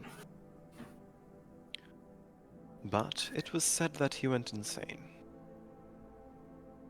Apparently he was asleep, presumably. And I can redact that. But he was searching for something in the cosmos. He didn't develop it out of necessary interest for the field, but out of necessity. He was a man who would do anything, take any measures to accomplish his goals. And he was quite good at them, no matter what he did. He was an excellent professor, I will have you know. Cared deeply for his family. But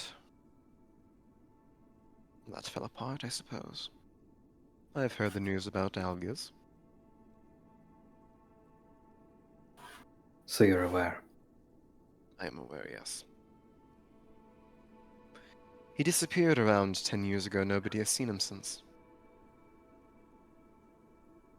No one. Not a single soul. I don't think a soul on this plane would have seen him. It was said that he left through a portal. With a group of adventurers, I don't know where they went or what they were off to. But apparently it was of some significance to him. And evidently, they never returned. I like to think he is somewhere, since I don't believe mages of his caliber are very easily killed. One can only hope. One can hope, certainly.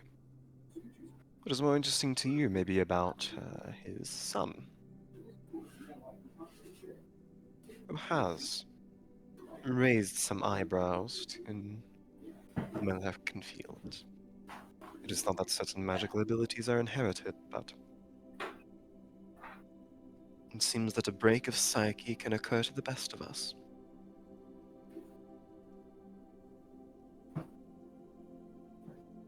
Arho was quite a prodigy. But I suppose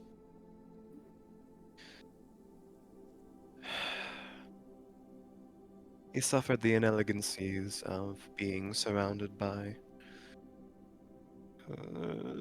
the children of rabble and roughnecks.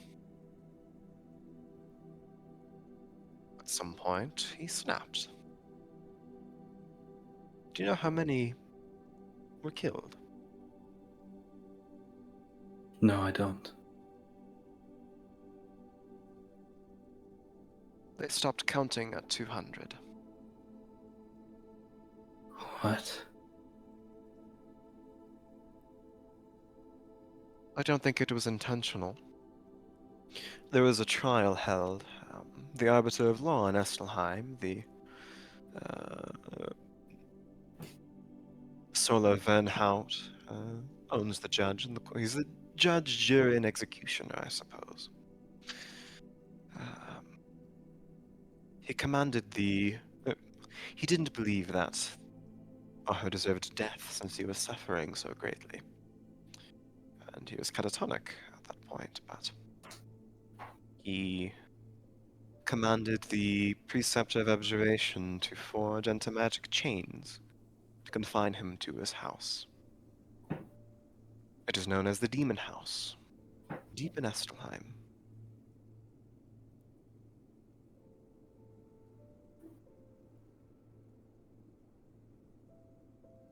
If you're searching for Tazar, that may be a place to start. Where my sister is too. Yes, Lorenz, she is quite a competent transmuter. A good mage. Lorenz turns to Foshgra. I spoke to Ernlock, the Terran who Oh yeah, I should do that too. resided in the school above the tavern. She told me a Volpano child so happy was that the you're reason why working it was again. banned. After he killed all the other children in the school. And he now resides in that house. That demon house.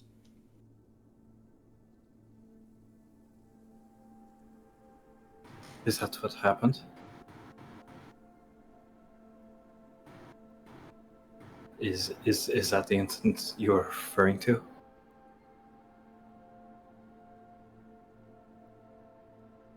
Are you asking the Dragonborn or Foshgra? The Dragonborn. Yes, the incidents at the Free Painters Guild.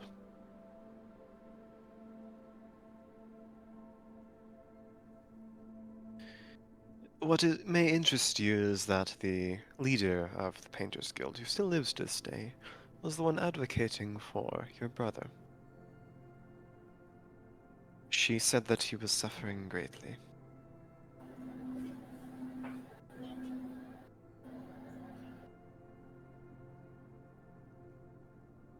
I see. And that's everything you know?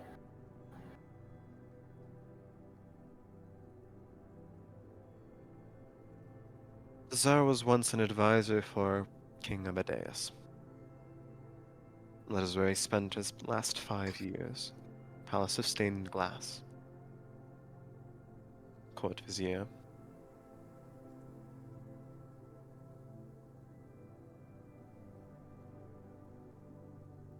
Amadeus provided him sufficient laboratories to work with.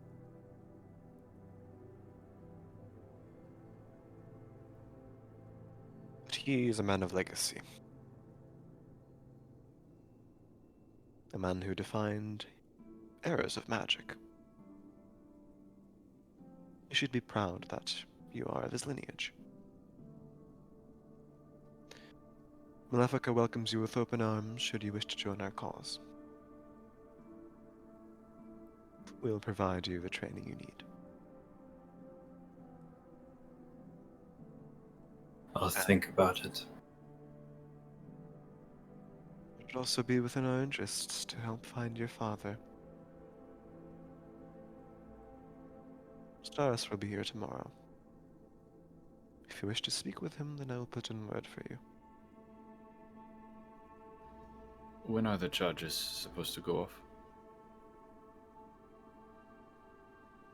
Well, King Midas is set to declare war tomorrow.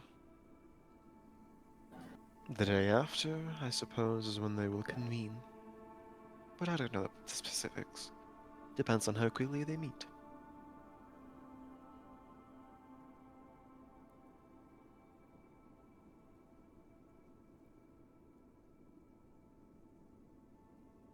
I think I would simply do nothing. It is not worth the risk. Do you think the Lyceum will take it kindly for 6 individuals trying to break into their vault? Do you think they'd believe you if you went up to them?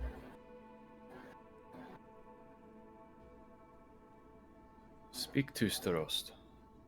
And if an invitation is possible tomorrow, we would, whichever he would deign to meet, like to do so. Certainly, that can be done.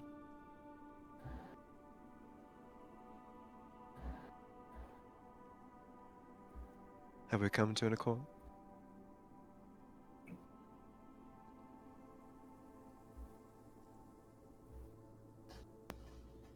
I look to the others here, I guess Lorenz and Leora primarily.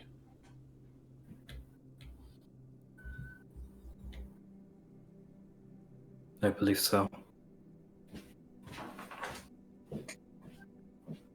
Leora would nod her head. Then be on your way. Don't make stupid decisions. He stands, picks up his staff, mutters a spell, strikes it at the ground, and Dimension doors away.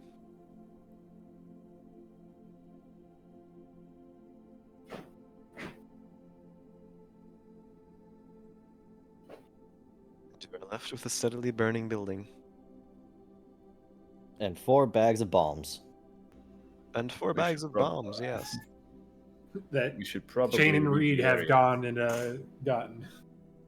So once we have all 4 of the bags, I'm not going back to the group. I'm going back to the Tinker. Why are you going back to the Tinker shop? I have a business here. Take the bags there? Wish to be a repeat customer. What are you going to have him do? It's what I will be able to do for him. Do not question my motives. If you're going to cook for him again, then why are you taking the bags? Can you carry all at once? I can try. I can at least hold on to them long enough for the others to come over. Don't explode. I give him the bags. Shane's going to try and carry them back over to the group. Difficult, but drag them. Is that Charlie? Charlie. Charlie! Love him so much.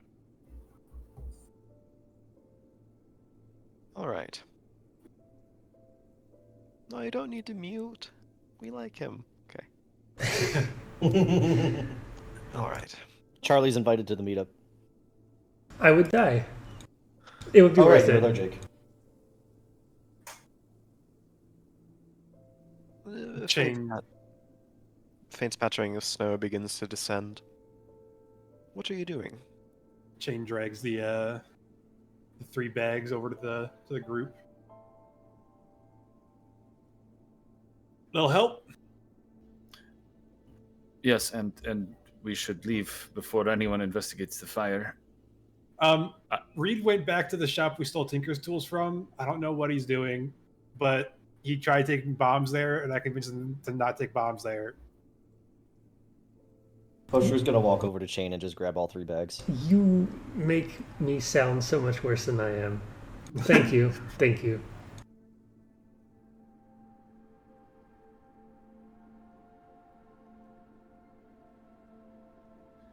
So That does beg the point. Where are we bringing these? we could take them to Echo. Echo knows something about explosives, I guess. He can probably help us defuse them.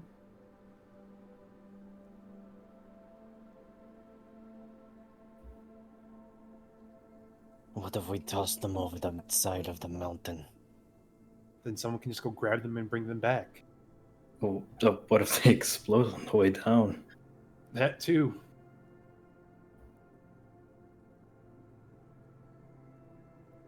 Then perhaps we keep some for our enemies. We Can have no idea how powerful these bombs are.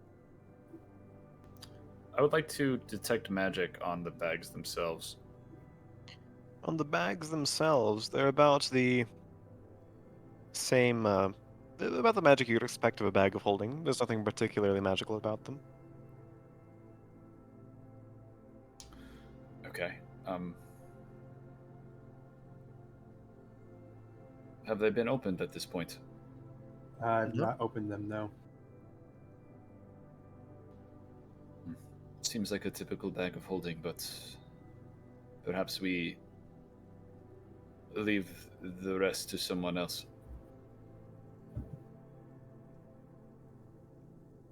So I'm saying we can take them to Echo. That's the only person I Yeah. know in the area that has any sort of experience of something close to this. Unless any An of you know alternative idea. an artificer. No, but if we want to prove to the Lyceum's preceptors the threat that lies below them, perhaps duplicates of what is there would be beneficial. Oh yeah, I'm sure walking in with bombs is going to go over greatly. Well, you express the details before you walk in with the bombs, and then you retrieve the bombs once their curiosity is piqued and their skepticisms are profound. Where even are the bombs? In the Lyceum? Below, in a vault, presumably, well protected, but in a position that will tear down the towers themselves once they go off. Underground, I assume. You guys should have kept the guy here until I got back so I could have the words to mimic. His word is as good as ours, I would think. Yes, but I can mimic the exact words. Coming from anybody here, it's just words. But it's at least, I mean, I don't know how much they would trust the Kenku, but it would at least, if they use their brains, would be something more. Well, I don't think it's a terrible lost chain, but I do think either tonight or first thing in the morning tomorrow, we should go to the Lyceum.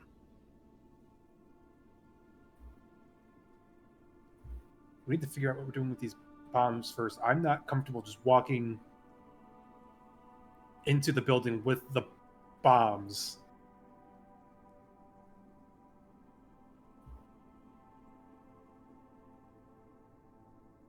Benton, It's over. Yes. if Why? you are going to the Lyceum Draconis, try to speak with a certain preceptor. Some more Say of it. that Erdlock sent you. Do it. Apparently they are a couple. And Erdlock gave me the invitation to see her meet. Do you recall the name? There are 3.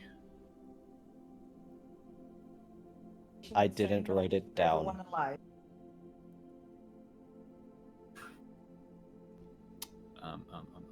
Bad note taker. I have not taken any notes because that's just Was it- RP for Foshkro. Was it Sitnia? I think it was. Cynthia, yes. Yeah. Cynthia Malgrave.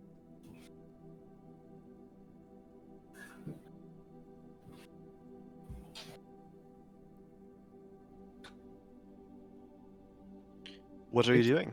Sorry? I guess that's it. Yeah. What are we doing?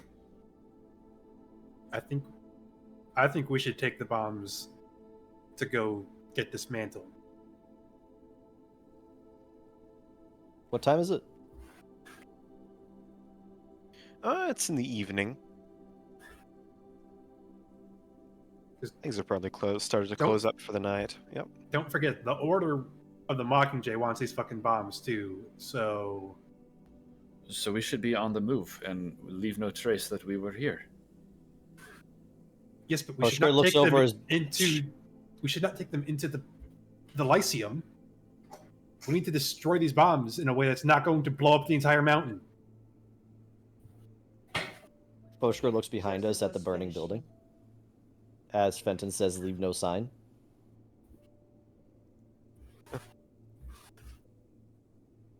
Green fire, by the way. Super cool. Really edgy.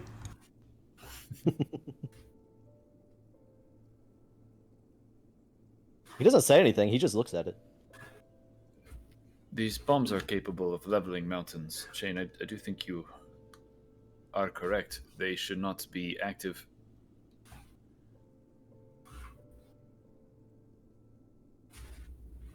Then our first stop should be to somebody that can more confidently disarm or dismantle them.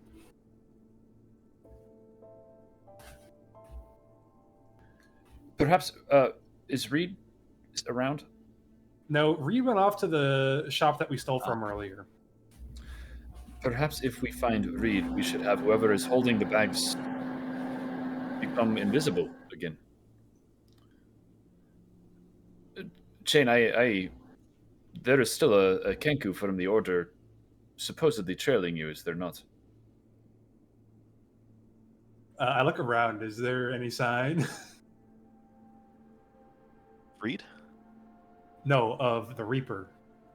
Oh, go give a perception check.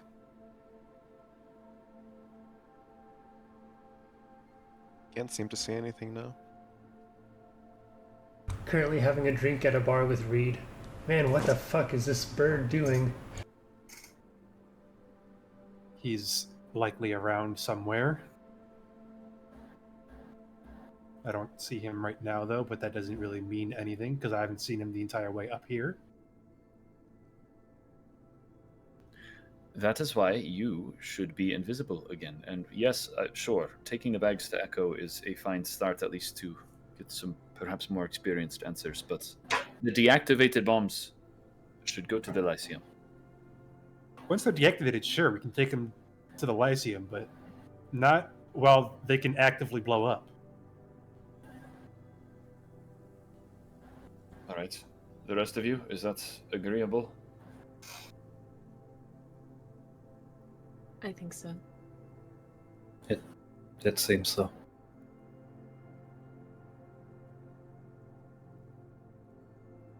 Back to the peak, then, yes. Well, first, we need to go get Reed. He's tormenting a poor shopkeeper again. Speaking of, Reed, yeah. It's not too difficult to find Fleck and Mist's shop again. I walk straight through the door. Do you open it first or through it? Okay, well, I open it first. Okay. You had to ask. He's just flipping it closed, and you can see the sign closed, and you can see as you approach, his eyes widen, and he scrambles to flip the sign closed, but you interrupt him beforehand. Hello. I'm sorry, I'm closed. What do you want again? Please. You're leave me alone." open now. Your Tinker's tools are missing. Did you steal? I will reach into my pack and drop, counting 51 pieces of gold. I drop them. see. I see. You will spin these before the green cloaks come looking for it. Yes. Uh, that's my business. I turn around and walk. Wait, I stop. Do you have a tea set? For my best customers, yes, I do, of course. Scrabbles around and he produces what can be called a tea set. Is It's a it decent. Is it great? Is it fancy? Is it pretty? Is it cute? It's an antique shop. It's very old, very pretty. Maybe not the best, but has a charm to it. Is it something that's gonna shatter if I tap two pieces of it together hard? No. But there are a few dents in it. It's functional. Very well. You impress me. I'll put down another 3 gold pieces. Haha! That'll do. Thank you for the service. I don't know what to say. Well, Don't say anything. Get yourself more tools. And avoid the crossbloods for now. If any of them have survived, they'd be looking for someone to kill. Now walk away. he nods. Excellent. So I got my tea set. I let the jackal know I was there.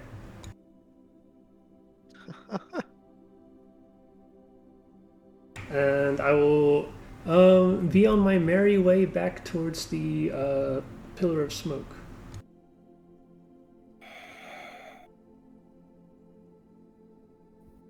All right, the party reunites. Where are you off to? Reed, guess what did to you the do to peak. the poor man?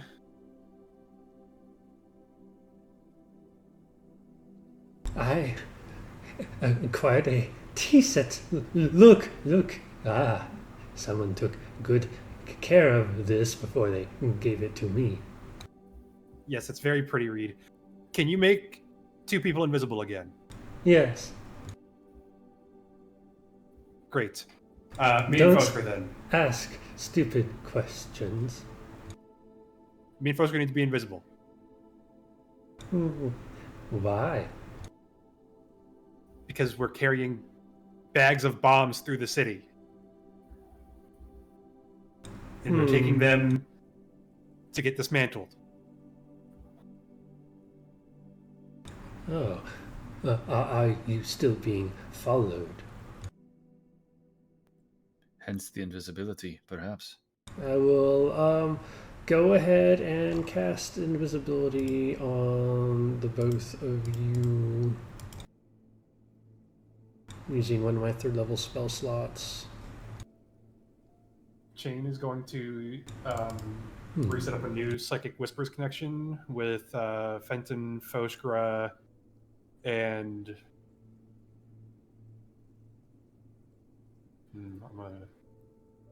Leora.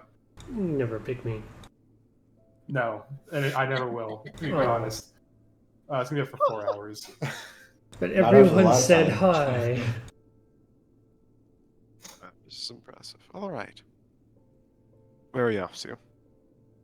At least Chain and Foskra will probably be heading off to the peak, then to the Watchers. I don't know if everybody else is going to follow us along, but Where are the bags? Who's carrying what? Foskra has Chain and 3, Foskra. Chain has 1. Wow, okay. Yeah, it's probably easier for Foshka to carry 3 than it is for Chain to carry 1. I am doing my best. Where are the others going? Where are the rest of you doing? So, Bird, what is our plans for taking advantage of our new resources? Is it the gold you are referring to? No. I spent a bomb. I want to know what will happen with the new ones. Well, Reed, I don't think the new ones can be permitted to exist. That is why they are going away from us at this moment.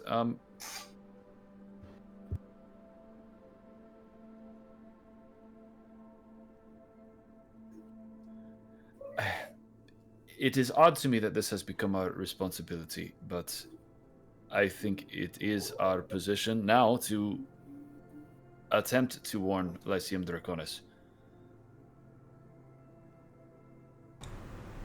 Lyceum Draconis. The mages, why? Ah, yes, the Dragonborn. He let us know of bombs just like the ones we just obtained planted below their tower. The goal is to kill the Council of Seven. We could have even more. Sure. Yes, that is a possibility.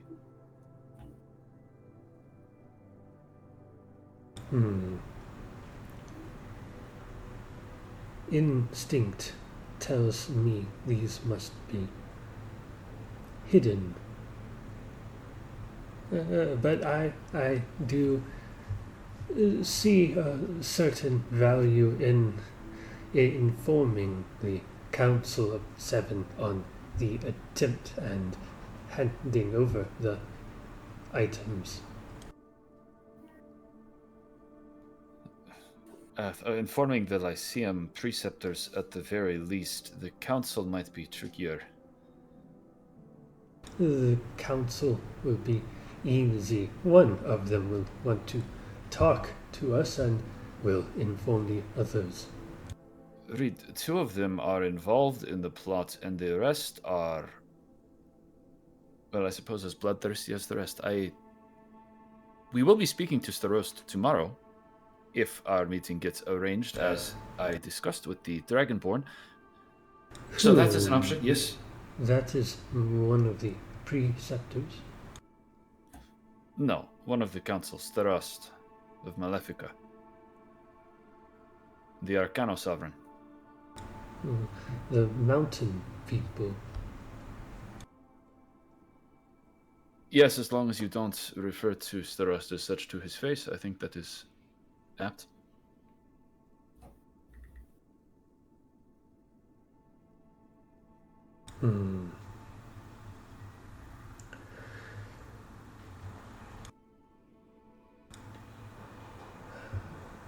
And our greater journey.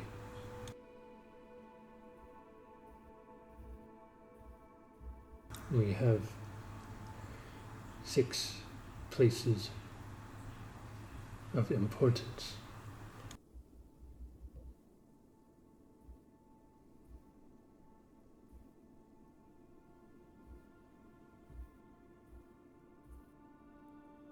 We should be looking for a time we can leave the city.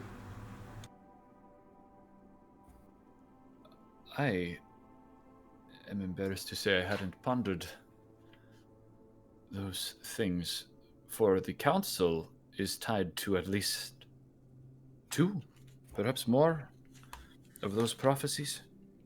The item we're looking for from the snake witch will be there, whether they are alive or in pieces. Correct, and a required entrance into Amadeus's palace. I am sure a ruined palace has many entrances.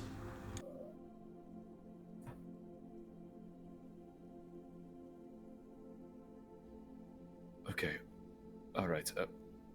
Sure, Reed. One thing at a time. Lorenz, Leora, please do assist me here. Do we go to the Lyceum? Convince the preceptors of the plot? Do we rely on convincing Starost tomorrow? Foretelling the Lyceum of the plot would likely require outing the ones who put it in motion, including Starost. I don't know if we can do everything.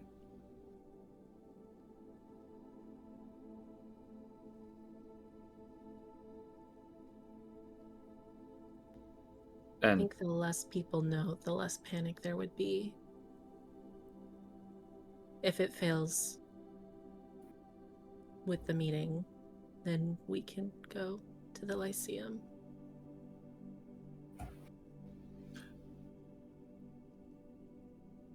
I agree. all right. Perhaps you will more quickly learn the lesson that the world truly is against us. Little Bird still plays games with his allegiance.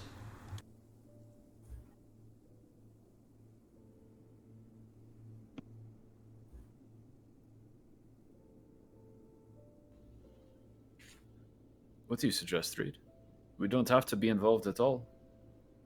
There's an option to turn our backs and carry on to our next task. This mountain should stand.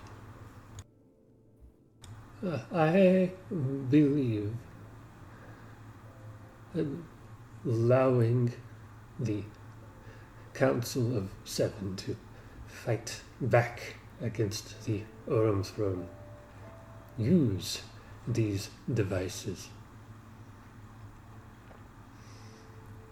It will allow us to slip into the places we need.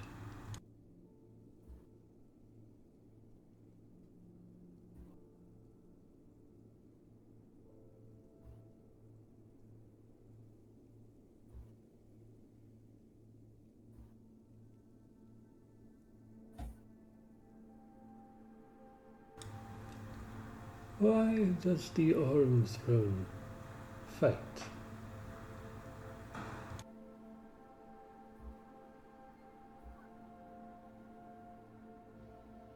On paper, it is simply because there is gold in this land, but that does seem quite elementary, does it not? What qualities does gold have? One more time. What qualities does gold have?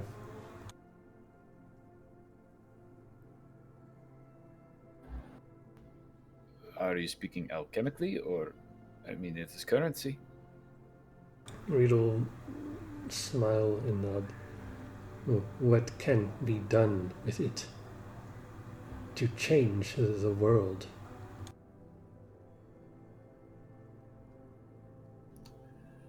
Do I have any thoughts there, Phil? It is a good question. I don't know if there's I'm any. very curious to see where Reed's line of thinking is going.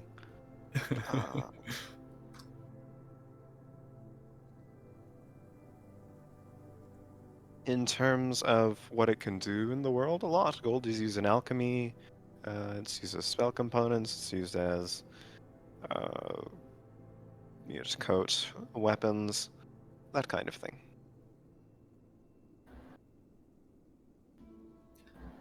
I am not intimately familiar with its properties, Reed, but yes, alchemy, arcana, the like. It has properties beyond mere wealth. The great movements of the past, the swallowing of the moon, the killing of gods has all been great projects led by one mind and followed by many. Don't you smell that with all this gold?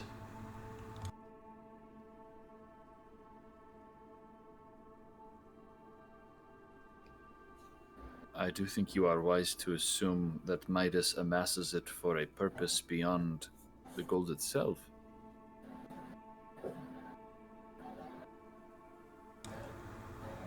When we have a moment, I would appreciate you opening the book on alchemy again. Of course. Yes, of course. I want to know the things that hunt us.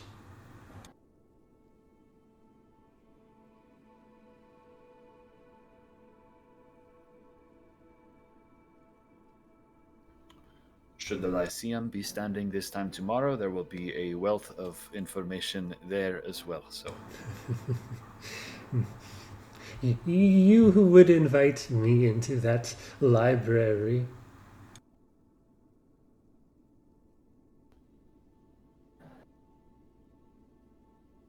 well, I wouldn't be the one to stop you. You can't hide foolishness as a compliment.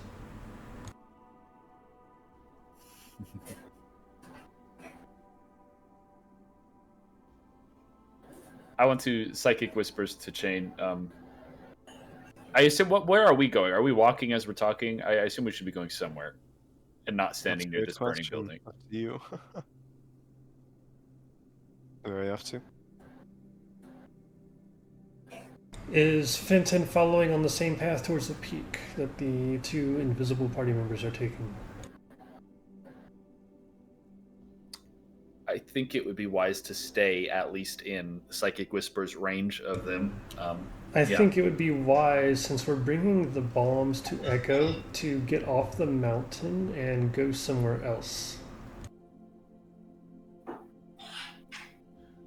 True, but we can at least follow them to the foot of the cable cars.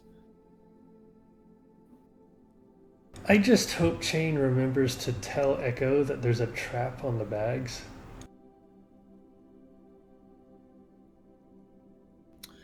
That's what I tried to detect magic for, but it was not an obvious one if it was truly there at all. All right. Chain, Foshka. Yes. Yes. Get out of my head, Shane. No! Oh, pardon me. Where are you headed to? Up north to the Watchers? Yes, we are heading to the Watchers. Back up the cable car. Easy How long? enough to How get long to. does the cable car take? A ride take again? About an hour or so to get there. So short rest. Yeah, you can take it. Hell yeah.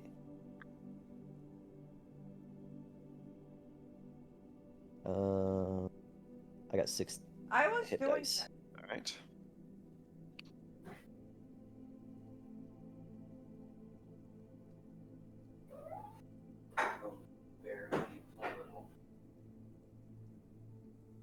I have a specific Which setup. means that invisibility probably runs off right as we're getting to the top as well. When you get there, you notice that it's draped in white. The people there are winding down for the night. You can see there are dorms, there are places where people live. I'm done now. Oh, sorry? I said I'm done now. Okay. Back to full health. But it seems like there was some procession going on. Oh man. Oh no. Procession. Most people here are draped in white, contrary to when you saw before. But you can go. Are you trying to look for Echo? Yeah, we're trying to find Echo.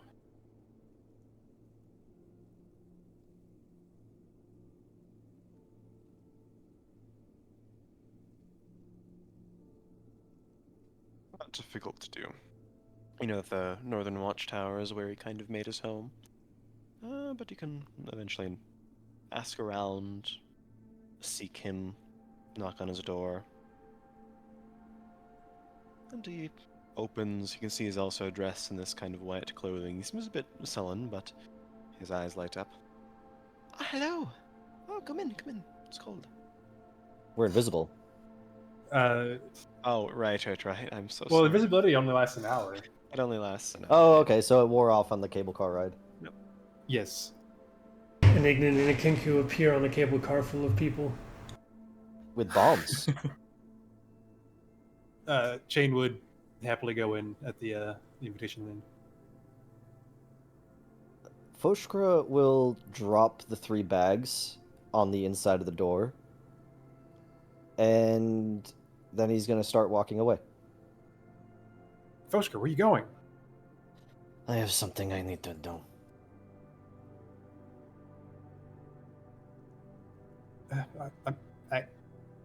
Thanks for carrying them then, I guess. I will return, or I will not. I hope I do. I set up psychic whispers with you, so just let me know. I imagine I'm going to be out of that range. It's a mile, right? Yeah, it's a mile range. Maybe you might get out of it eventually, but Foshka leaves. Echo smiles and he says, "Oh, Jane, did you come back for more tea or chocolate or?" Afraid it's business this time. Oh. So we kind of found out that people were trying to bomb the city, and I need your help defusing bombs. Well, right. You can see he fixes his monocle on his beak and looks at the 4 bags. Are they in there, I assume? Yes. The people that we stole them from, I overheard them say something about some sort of trap, possibly. I'm not the best with magic, so I Well- couldn't tell you. And you brought them into my house. I didn't know where else to go. I understand. I'll take a look. He stands, scuttles over, mutters some spells. You can see him look at it intently. Well, they're bags of holding. They're not trapped, as far as I can tell. I'm going to open one. Do you have any last words? Should I be wrong about there not being a trap? Do you want a shot of something to seal your nerves? Anyways, I think it's best to just rip it off. he opens one of the bags up, looks inside, nothing happens, kind of cranes his head. Can see him reach a hand in, look at something very intently, withdraw it. He seems to have dipped a finger claw in the what appears to be deep red liquid. Yes, it is concentrated dragon's blood.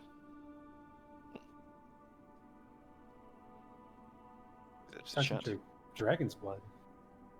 Yes. Who did you get this from? Well, we stole them from the Crossbloods Why would you do that? because they were going to blow up the entire city and the entire mountain. Sure, I suppose. This would do it if there's as much as in all of them. Right. Okay. So, do you know what dragon's blood is? The blood of a dragon? Yeah, well, that was the easy one.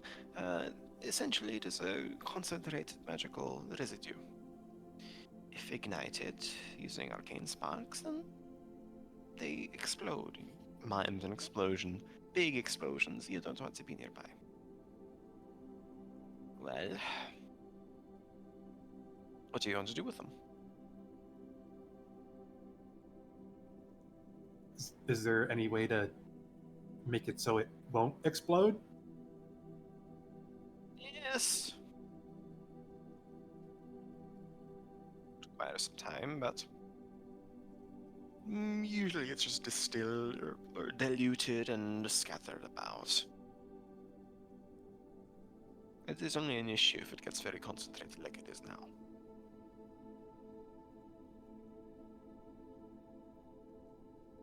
Should we do that then? I can handle him if you like. Could I stay and watch? Sure.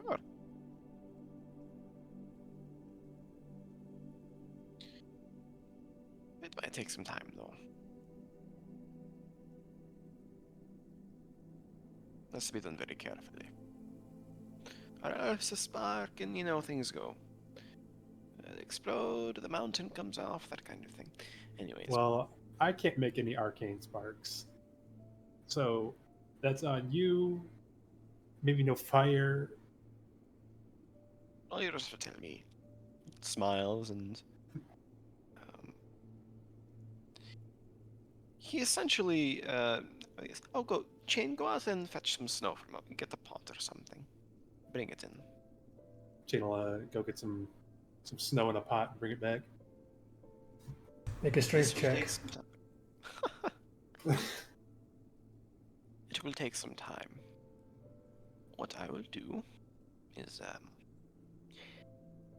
heat it very carefully and boil it so that it joins the clouds rather than rains down rather than explodes directly. Does that make sense? Is that safe to do? Yes. I'll just keep a pot boiling.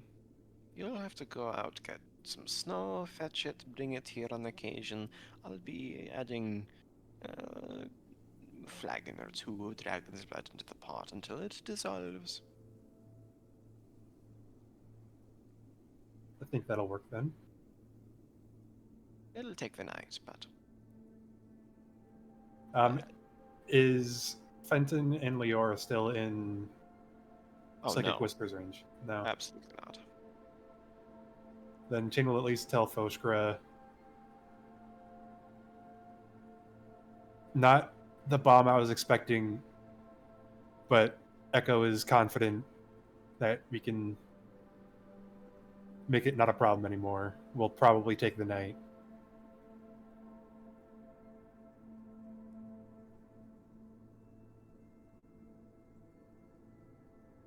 There's just like a mental huff of acknowledgement that he heard you. And with that, Chain will strap in for a long night of helping Echo. It's a murder now. Heh.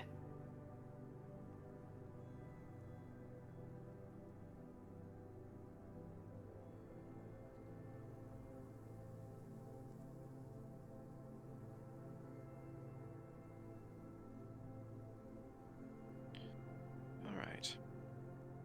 Oscar, what are you up to? Looking, going around what they call the peak, and trying to see if I can find any part of the mountain that is higher. Yeah, it's not that difficult to do. It's just where the peak and the slope goes up. Then he's gonna keep going up. You peel above the cloud layer, and from this distance, you can see pretty much the entirety of the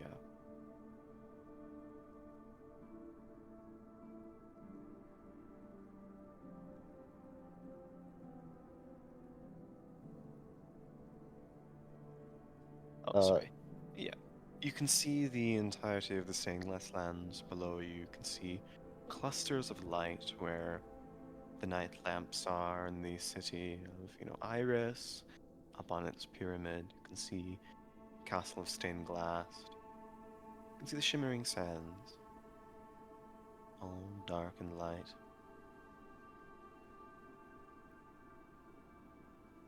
It's bitterly cold here.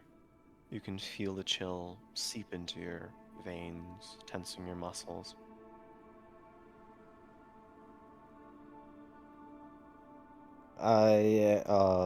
Foshkra is going to, as the cold sets in, do what he can, focus on the Ignan flame, and just try to circulate that as he continues to climb. but he's not stopping. Roll a Constitution check if you. Pardon me, a Constitution saving throw. If you are using a rage, you'll do so at advantage. Alright, then I shall do that.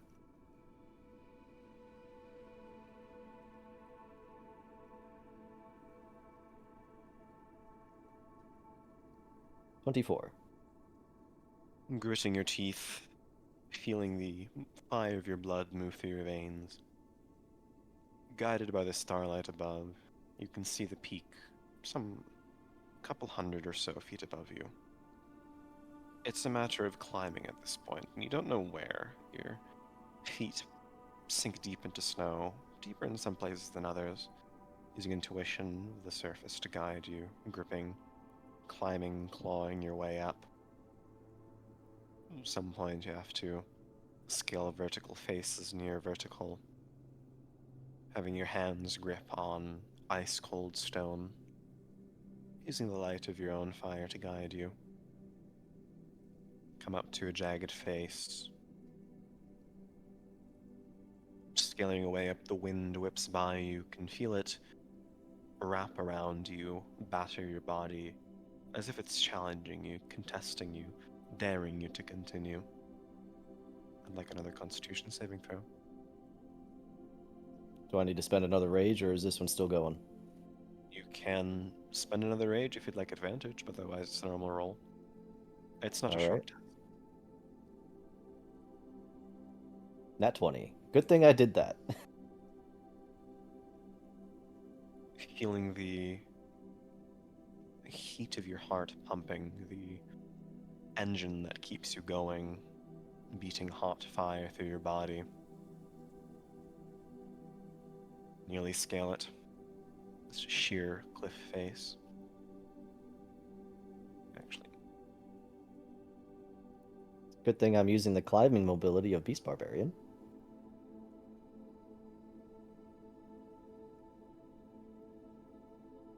the chill seeps in under your scales. You can feel it permeate through your muscles despite your rage. This is the furthest north you've ever been. The oxygen here is low.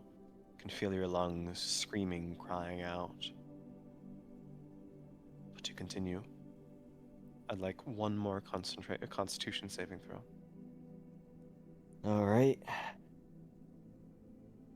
And that was my last rage back there, so... 21. Climbing your way, fighting. The peak narrows in. Ice turning the gel of your eyes into frozen cataracts. Each breath feeling like a stab of two spikes through your chests. Hands turning numb. The fire still beats in you, warming you enough to continue moving, despite the pain, despite everything. And after enough time, after less dedicated people would, you wrap a hand around the very pinnacle of the ledge leading to the top of this mountain. Pull yourself up, and shakily you stand at the peak of this mountain, the entirety of the earth underneath you. Your breath billows out,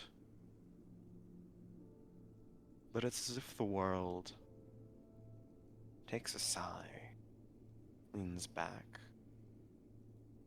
The harsh winds whipping against you abate. It's not that the world became cooler and less cool and windy, it's that it seems to have accepted you.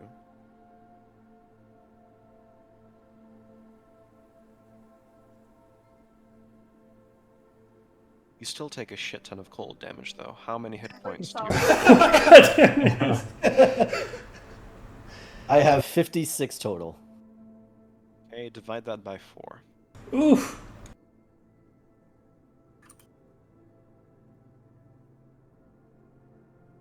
But as you That brings me to breathe in, 14.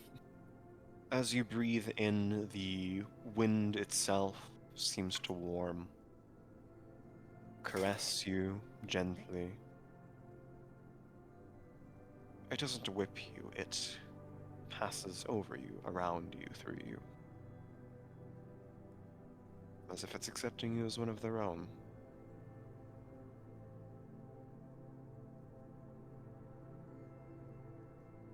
Is there anything on the peak at all? Any thing of that stands out as, I don't know, a marker or something to prove that he was here? And there's a stone at the top of it. Contains. It looks. It resembles sort of the rectangular, flat slabs that individuals write their names on.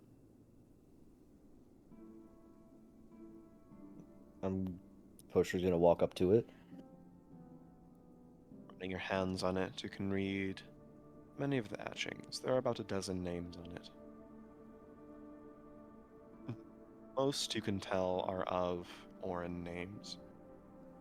Orin namesakes. The only exception would be the most recent one, which reads Gergen Ulek.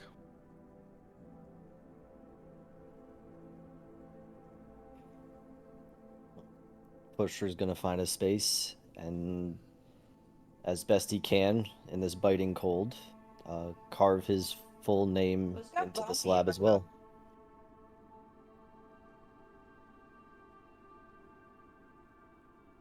He will also add his title to his name.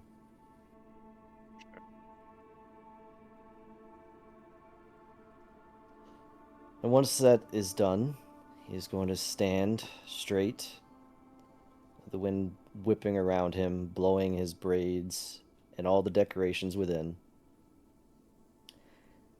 Stare at this stone, and then at the sky that is still above. Where is it? Take in a deep breath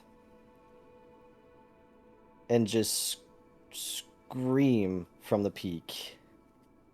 This one? Ishalignon, Shvatorak, Okirash.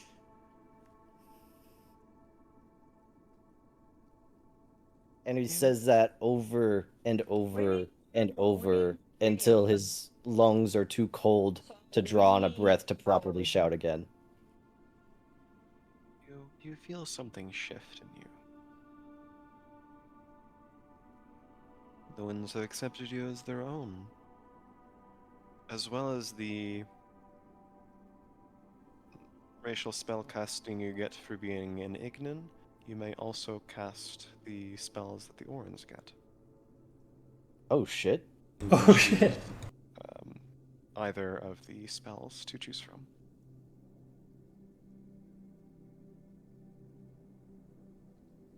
I'm sorry, where'd those go? Oh, It's in the Lizard Folk document. okay. I'll do that after.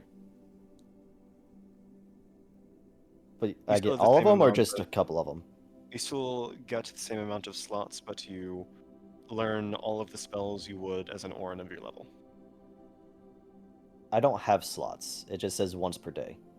Correct, and you For can each choose spell. either Terran or either Ignan or Orin. Oh, okay. You can choose one or the other.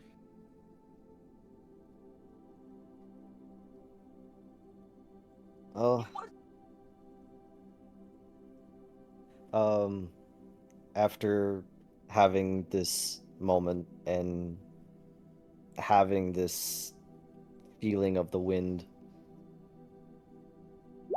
sort of bonding with him,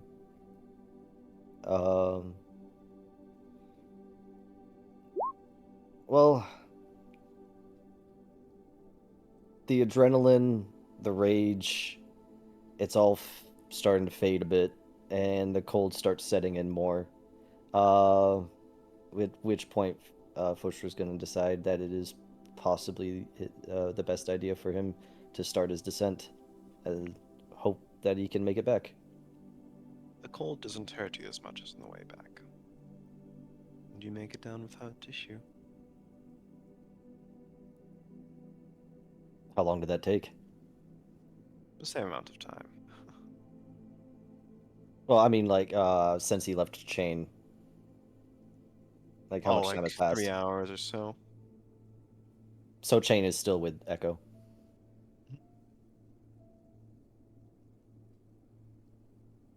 Yes? Yes. Okay.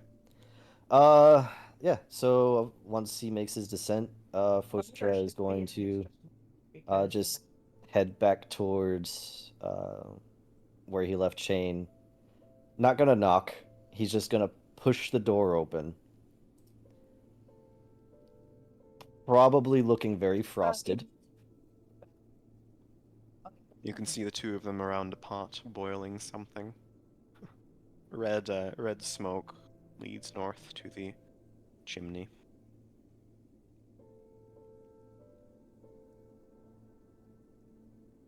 How'd it go?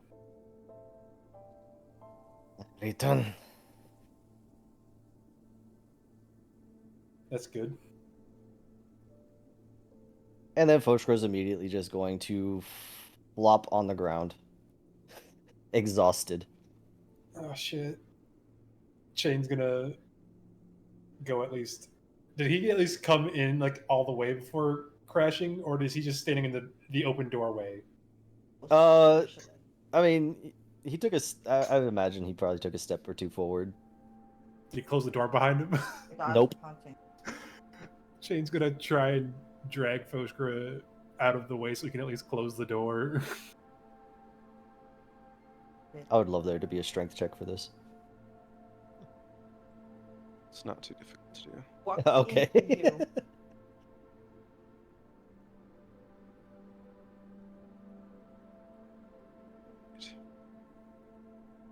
What are the other four?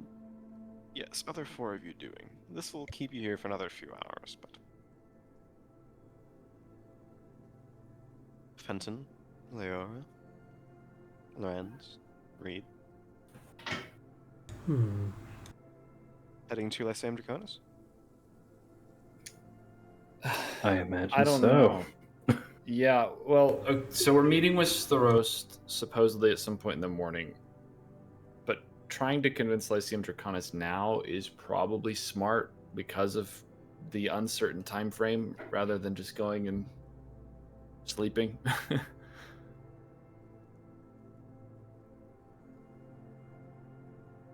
And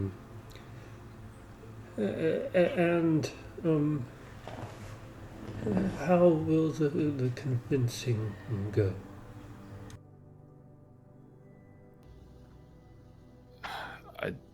Truthfully, I do not know how the Lyceum operates in great detail. We have a couple inns to perhaps meet with one of the preceptors. But I don't know. However high up the chain we can get to report this news, perhaps spur on an investigation to look below in the vaults, unless... I don't know. I'm second guessing myself if perhaps anyone at the Lyceum is involved as well, but... Have you ever not second guessed yourself? You make a plan and then accept when the little bird ruins it. You make a plan and then leave the inn to chase a snake. You are not very firm.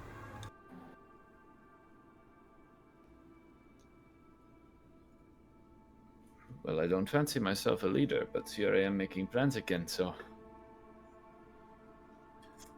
I'm doing my best. But, yes, whether the Lyceum listens to us or not, planting the seed of knowledge into their ear so that perhaps their curiosity will be piqued and they will investigate tonight seems like a good course of action. What would this Star Roast think of our actions?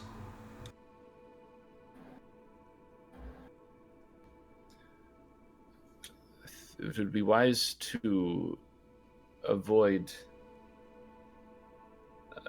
revealing any details or suggesting that we know who. put the bombs there beyond maybe the Crossbloods are already complicit in this. I don't want to frame or, I suppose, truthfully call out Strost.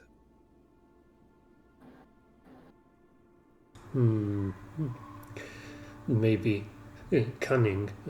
You will have to do the lying.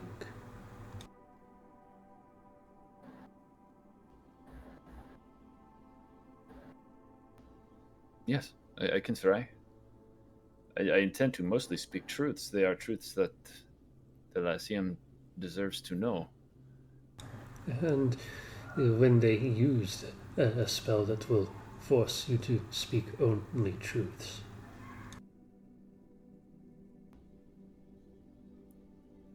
Then I will tell them the truth. But there's... Assuming they're just putting up a zone of truth or something of the like, I don't need to reveal anything I do not wish to. True. We should move quickly then. The sooner we can be further away from the peak, the better our chances of survival.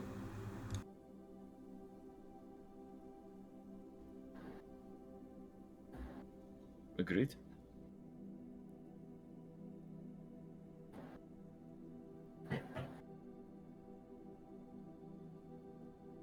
So are we finally having the school episode? Yes. As I said, the timeline is about to get muddied.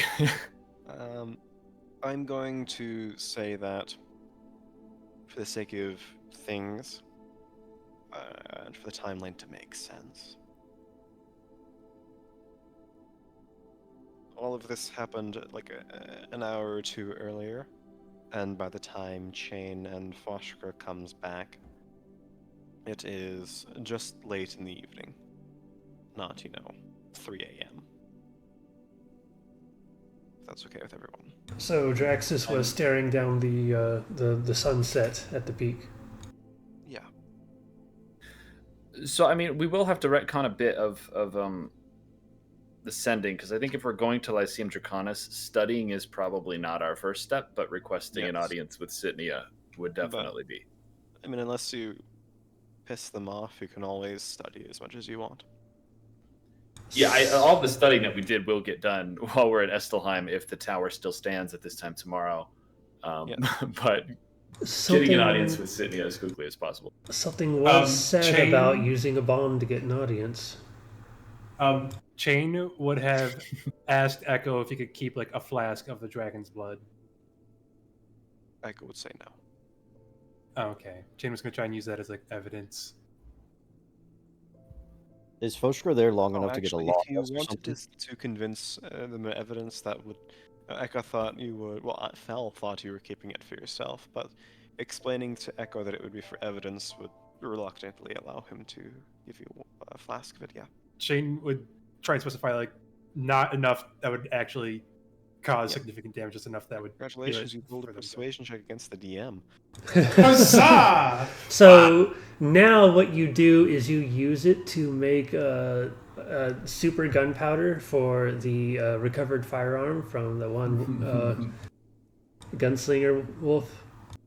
You have enough for one shot. The gun aimed at the head of the universe. One opportunity. I'm going to aim it at the head of Reed. It won't work. I have several.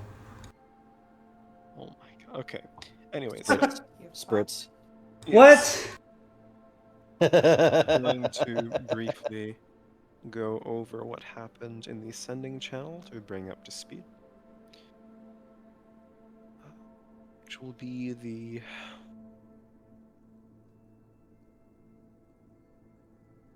first thing you did when you entered the library of Lyceum Draconis, which is accessible to everyone, is do some brief research that's going to be skipped for now. You met Otheka Caudex, who's a very thin dragonborn whose scales seem to have sloughed away. She's Her leftover skin is a shade of papery white. She's gaunt. Doesn't seem to be breathing, but still speaks. Very kindly, very richly. Seems to be the curator of this library. She guides you. Just like Reed.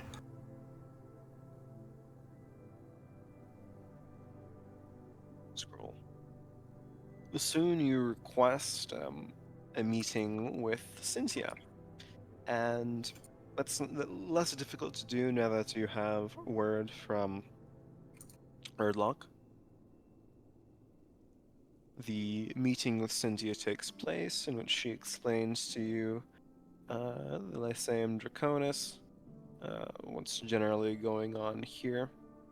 She's a very powerful woman, very in her aging years, but very sort of calm, very prominent in her. Chain. Bags of holding are they still have the same weight. Damn.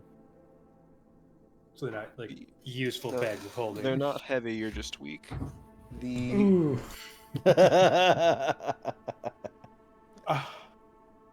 You bitch. I have average strength, thank you. Working too. We're going to resume at the conversation with Cynthia. Where how many of you are joining this? Would I be allowed in?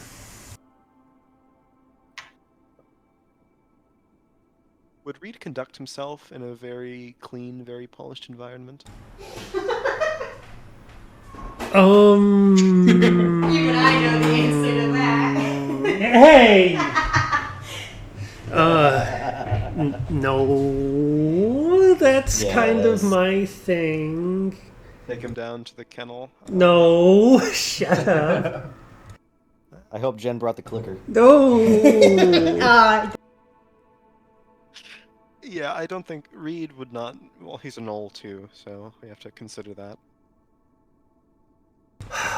You guys Jane can would have go your after- success without me. I'm gonna go mope.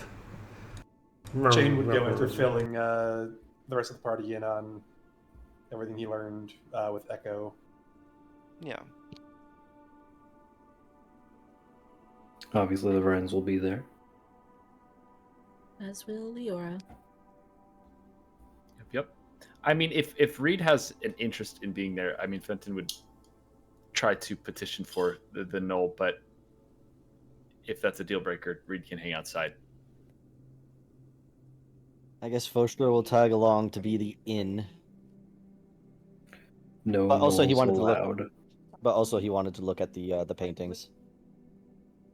Reed, don't lose your teapot this time.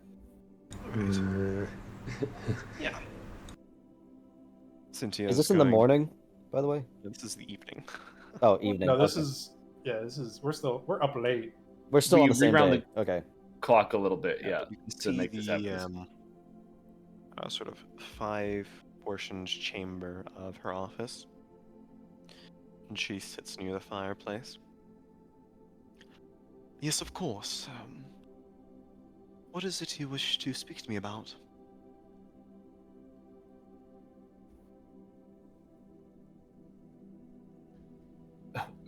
Phil, it is a little tricky because we talked about Yeah, costs and that whole line a little bit, and I still would like to have that happen, but I think obviously we're here to talk about the explosives. Yes, we'll let the past conversations be past. And she said, "Oh, now what is this about explosives?"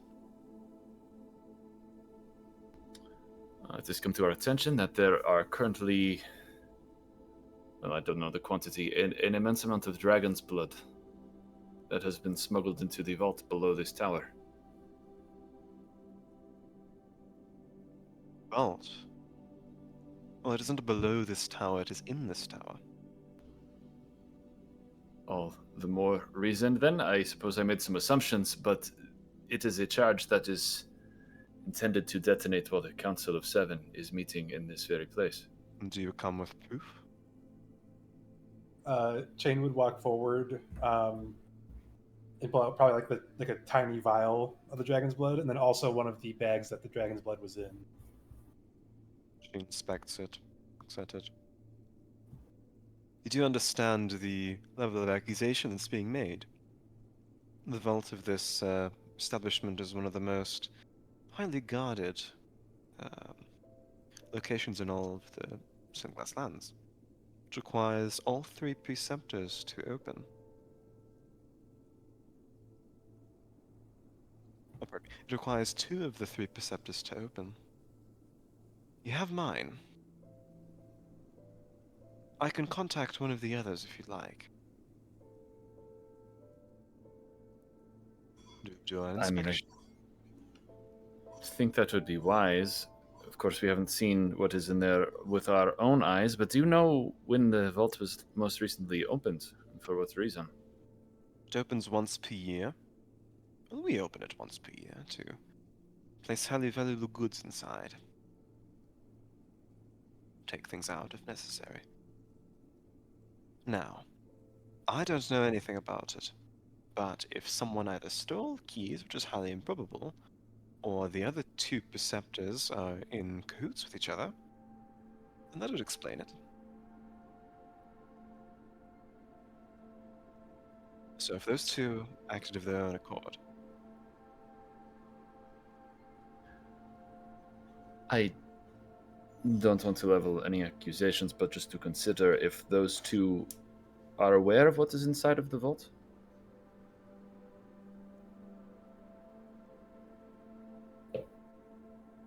I don't think anybody should be truly aware of what all is inside the vault, but The dragon's blood, specifically. yes. Well, we will search for it and deal with it as necessary.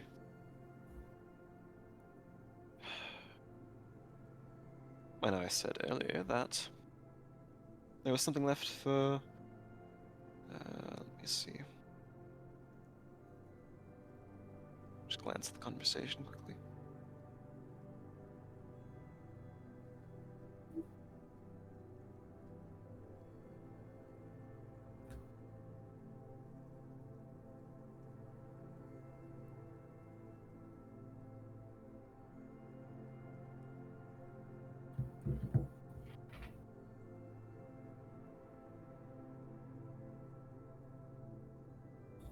I'm blanking on what specifically. Cynthia mentioned there was something left. A choir folk artifact. Yes. Yes. There is something left for you, Leora. In the vault. I suppose you've done us enough of a favor informing us of this plot to open the vault itself. Consider that, I suppose, a favor, an exchange.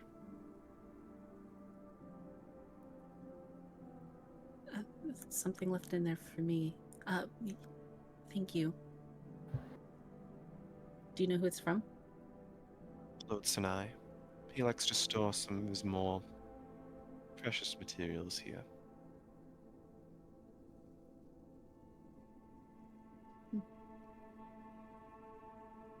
Sorry about that.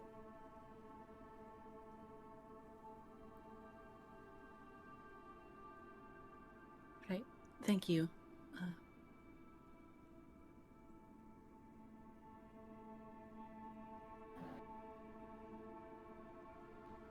Where do you recommend we start in gaining the requisite approval for this search?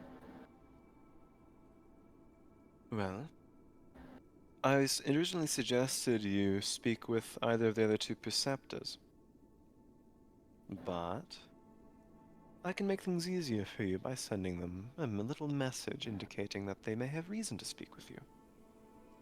Now you have to choose which one you want. There's Preceptor Damascus Pyre, the Abjurer, and Preceptor Vidma, the Transmuter.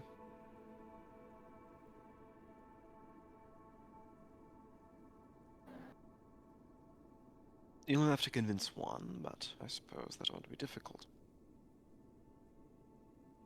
Look. sorry, the the quest connectivity here was meant for you to go from here, then search out places. The fact that you came here, well, the fact that you came here makes it so that you've already done us a favor, and that is enough. I will get one of the keys, and we'll go up to the vault. Does that sound? In the meanwhile, Lorenz, I believe you should speak to your sister.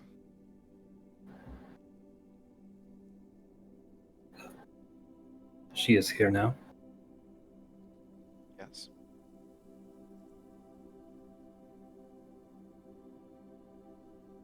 Oh. All right.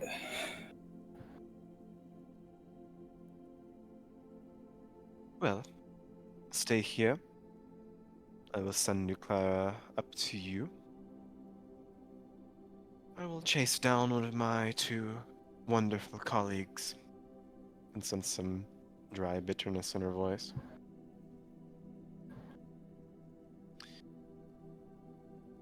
He stands and motions to leave the room. Thank you, Preceptor. Thank you. You've done us a favor, as I said.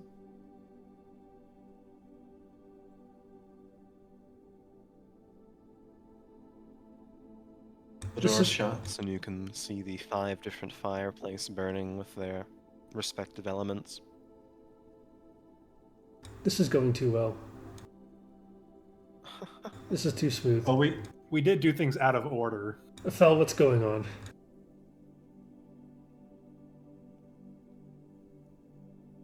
I think while they wait, Chaina crashes down in one of the chairs. It's a very cushy office. Lorenz is nervously kind of fumbling with his hands. He's not quite sure what he's going to say.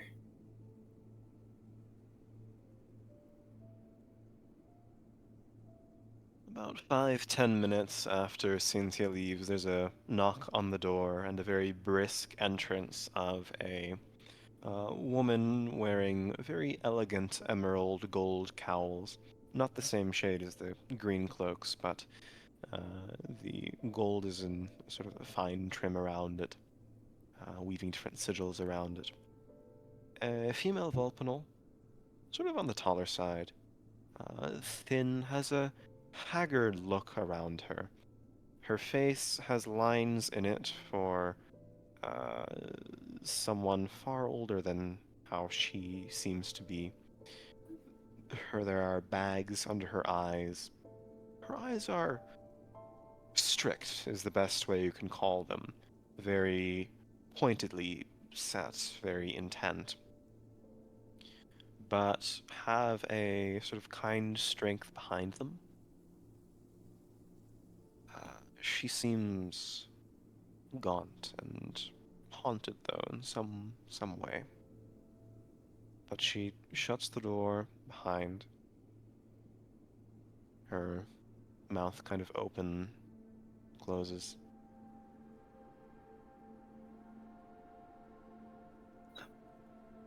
Hello. That's you. It is.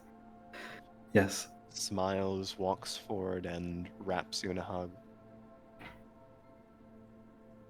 It takes a moment before Lorenz reciprocates, and then he hugs her tightly. Pulls back, kind of places both of her hands on the sides of your snout, looks at the marking on it, and says, "It's really you. I can't believe it." Friends. Neither can I. Town. What's brought you here? I don't even know where to begin. I suppose you could say that Lucas sent me, or we were going here anyways, but I met him on the way here, in Algies. Yes. He joined the Hell Knights. I tried to tell him not to, but he never listened.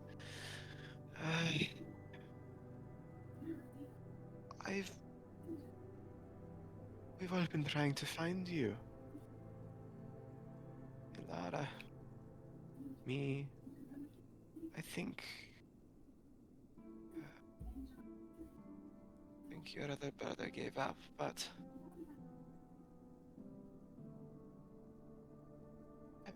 I'm so sorry for all of this.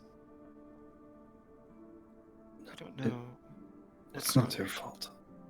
I try to tell myself that.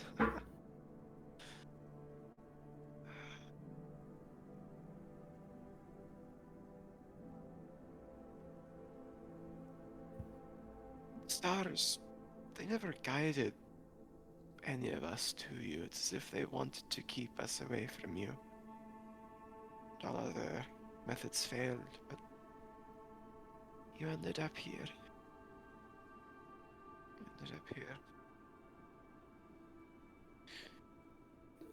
I did.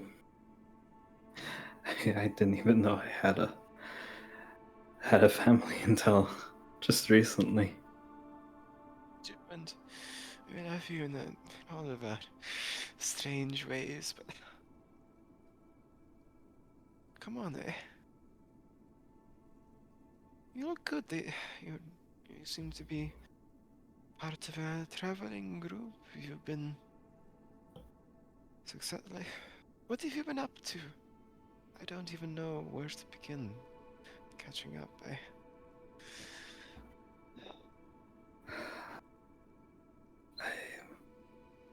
Well, I came across these fine folk here by accident. We were in the Twin Blades,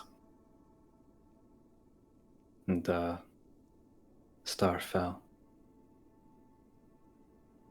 As they tend to do. One thing sort of led to another.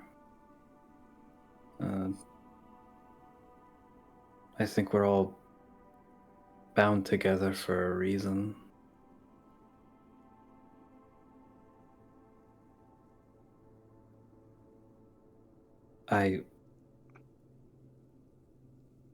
It seems that her fate is inexplicably linked with all of you.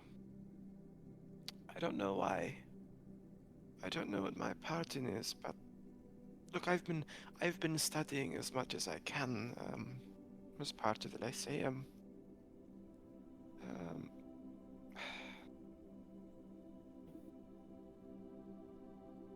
I don't know. I heard what happened in Alkis. But I want you to know that she never stopped trying to look for you. She tried. But sometimes, when people try too hard, they end up digging their own grave. But Tazar, our father, I think he did something similar.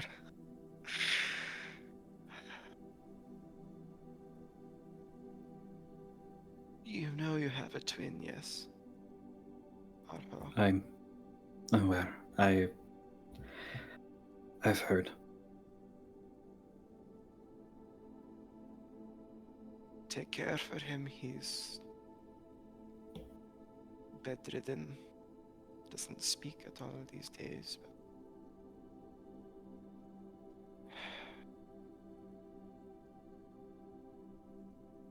All I could tell from what Tazar told me is that he never intended for any of this to happen. I don't know what he meant by that, no matter how much I asked him. But he said he had to do something. He couldn't let the world sit idle. And it bothered you two somehow. The rest of us were, I don't know, at some point irrelevant, but Lucas found his own way, found his own purpose. And And Arho needs someone to care for him, so here I am.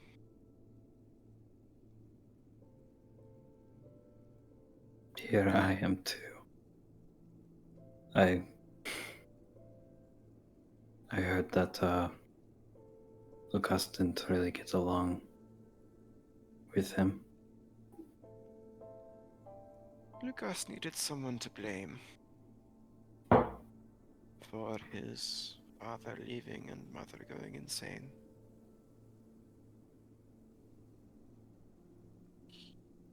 He had one scapegoat, and that was Arho. I am impressed with the capability he has to hate things, but he had the love to hate something other than Arho, or at least direct his anger towards it. We never got along, but I suppose what else can you do?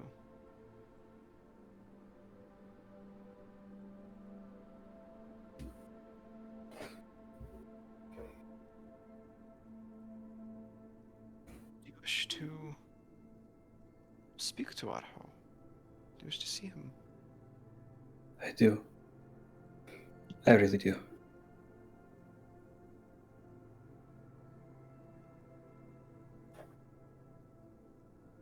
Know that the demon house has a reputation. It's not all that, it's just where I live and where I take care of Arho, who can't really do anything anymore. You're welcome whenever you wish. Please don't be afraid. He can't do any harm.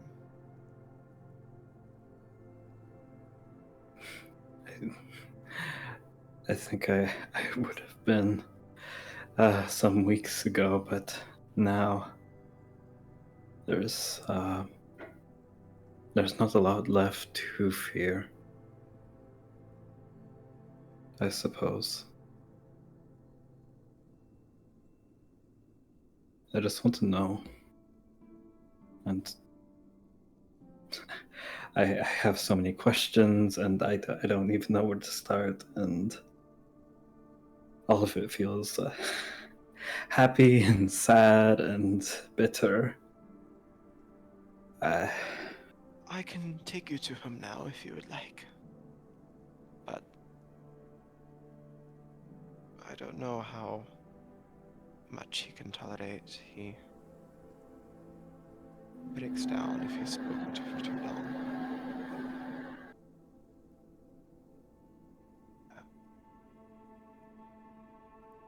I think you should meet. I think so too. And Lawrence will sort of glance back to the rest of the group and then turn his attention back to his sister.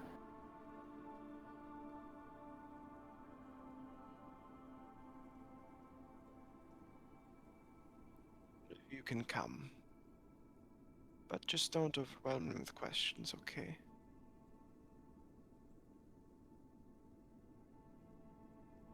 Understood.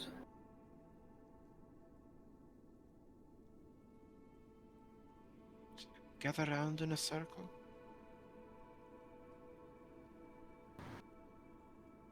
I don't think all of us can go. We're waiting for the preceptor to come back. You wish. You can take us there so easily. My father invented all sorts of spells for the trick, yes. I took it upon myself to learn it. And back again to this room in time for the preceptor, perhaps? Yeah. What's that, fellow? Yes.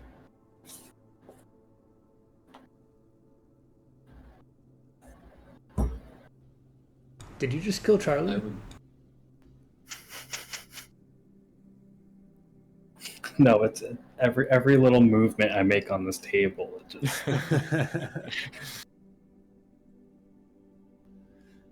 I would care to come along then. Yes. I'll stay here in case she comes back early. So who's The going with? The underbelly's too far away, so I won't even try to set up a whispers. Well, the library is no place for an Ignan. Or at least not this one. Yara will stay with Chain. So it's Lorenz and who else? Foshkra. And Fenton. He stands and begins to mutter a spell. Ring-like arcane sigils flow out from her. She's casting teleport. And it feels like you're being squeezed through a straw for a brief second. An instance of pain, but the three of you, along with Euclaria, emerge in what appears to be a teleportation circle, a line of sigils etched into a stone ground, in a small hut out of which you can see a ravine with a bunch of lights in it. You can see the smog of the Undercity. Inside is a rather small but very, very cozy, very well lived in it's a very small wizard's tower. Circular in nature. Contains a winding staircase that leads down, up. This seems to be a laboratory of some kind, a personal spellcasting chamber. There are spell components, books, a small little library, a nook for reading. She smiles and says, it's not much, but it is my home, and our house as well. Follow me. Would you like a tea or anything of some kind?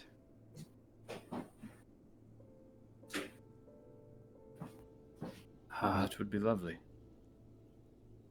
Much as a yeah. sound, components begin flying out. A table drags to the center of the room. A kettle dusts itself. It's very apparent she hasn't had guests in a very long time. She wants to do what she can.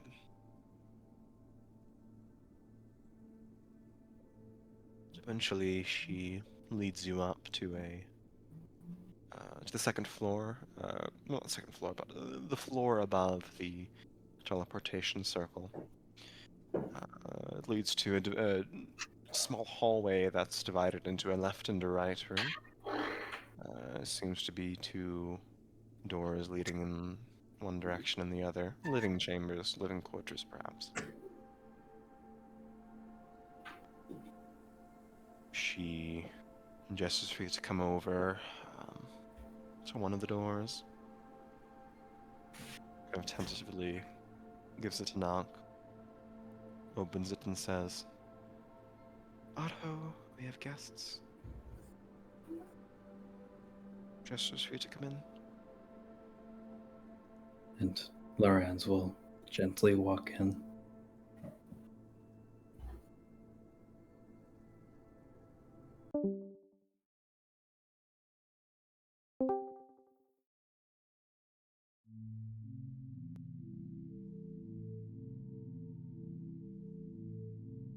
Euclaria is the first one to enter, but when you enter through the door, you can see a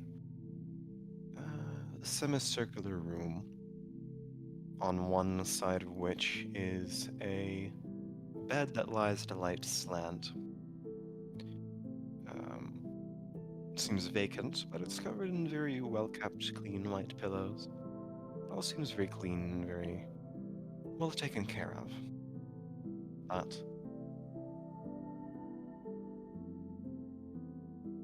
like leaves on a tree, parchment covers this room. Even the windows, the roof. All sorts of sketches, all sorts of paintings. There is an easel, and on a seat next to it, a very thin, very frail Vulpanol. On both of his wrists are faint blue-colored chains that lead up towards a fixture in the ceiling. It seems enough for him to move around this room, but nothing further than that. His hands are covered in paint. He seems hunched, slumped. He makes no recognition, no sign upon Claria calling or you entering. See you, Claria, kind of kneel in front of him, look him in the eyes, and gently say, Arho, please, there are guests.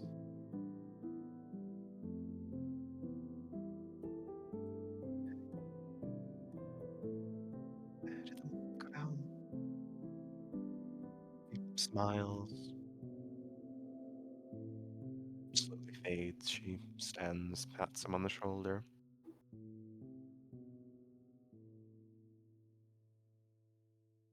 The painting in front of Arho is a nondescript sand dune with a dark, vacant black hole in the center of it.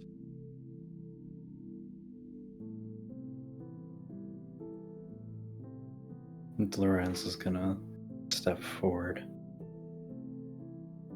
and approach slowly. Kneel down. Stare at this painting for a second.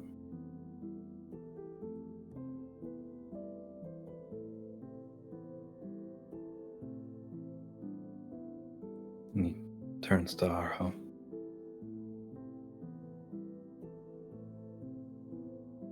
Hi. I'm Lorenz.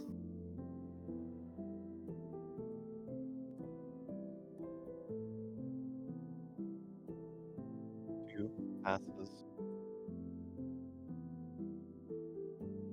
No response, but he slowly turns his head towards you.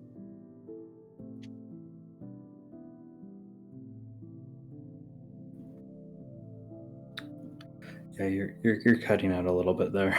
Oh, sorry about that. There's no response for a moment or two, but he slowly turns his head towards you, eyes still very distant, far away.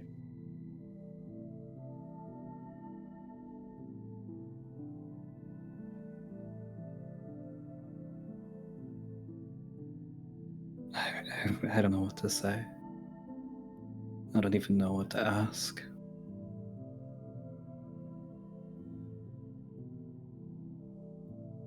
Part of me wants to say sorry. That I wasn't there. I wasn't here. But I didn't even know you existed until just recently. If I had known I had such a family, maybe things would have been different.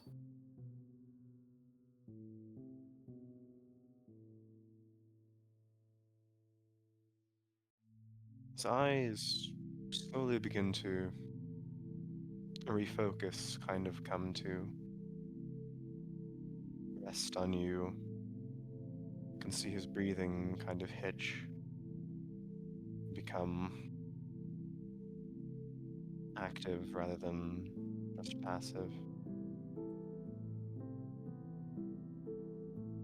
Seems to try to inhale as if trying to form words, but is finding difficulty.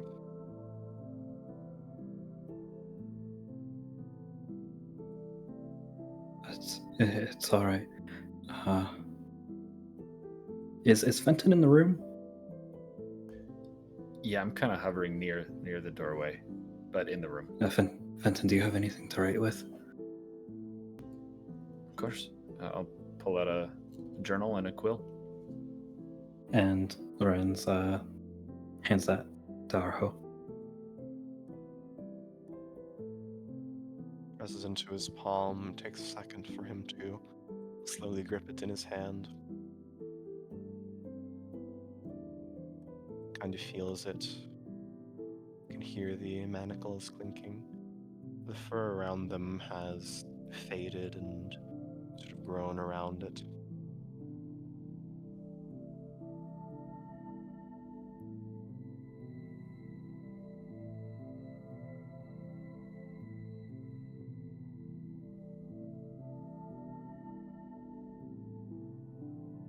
The utensil to the easel. Begins to try to etch, but decides against it.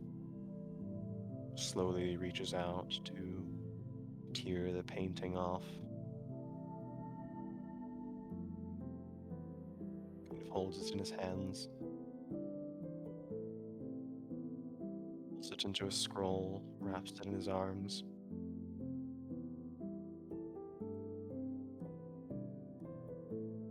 Sets it to the side.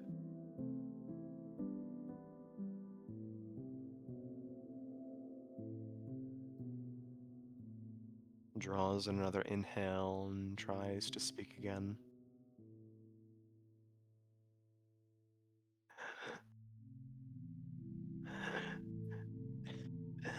Rex.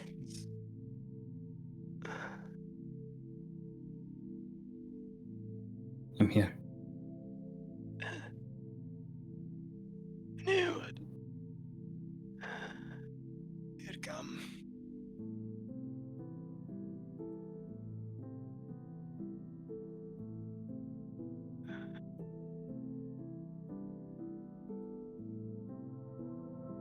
Slowly reaches out his arms as if he wants to give a hug. Lorenz just immediately is there. Leaves smudges of paint in your fur, but it might not matter.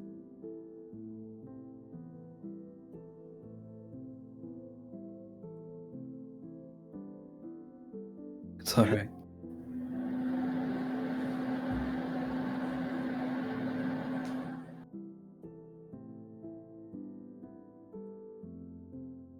It's all breaking down.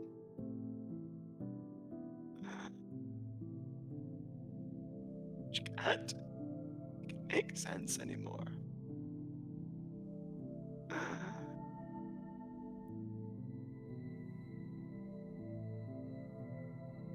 We weren't.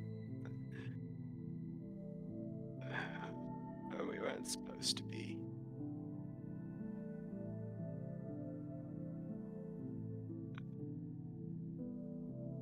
What? None of this. Why?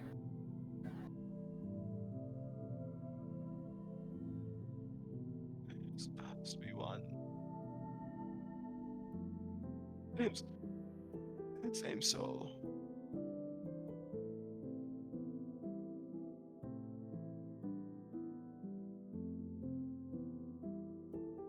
But a door.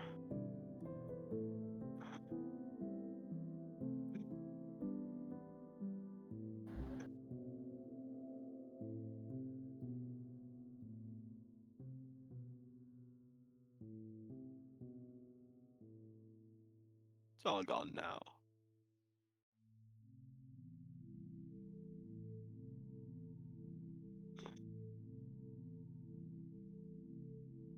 His breathing kind of slows. I'm here. I knew it.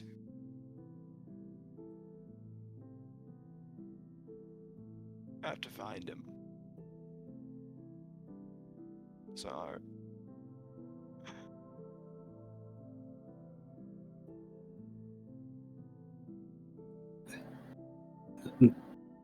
No one's seen him. Where?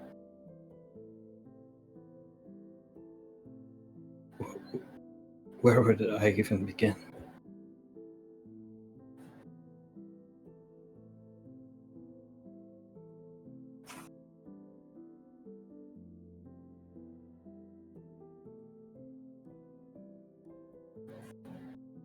Reaches around his neck and slowly pulls out what appears to be a key.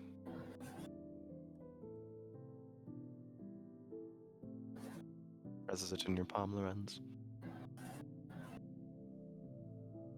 Rams wraps his fingers around it. Hold out. Like the twin blades. Where we used to be. Where we were happy. Everything was alright.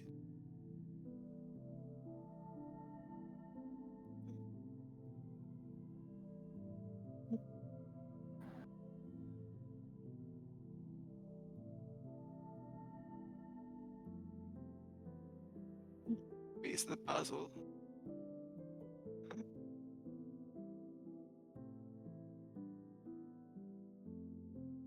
When he left, he said,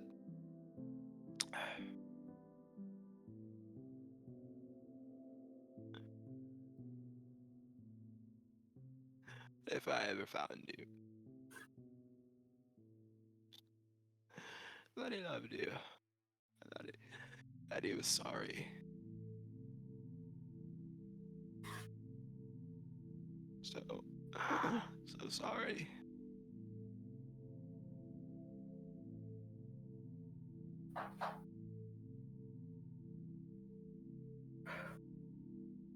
What did he do?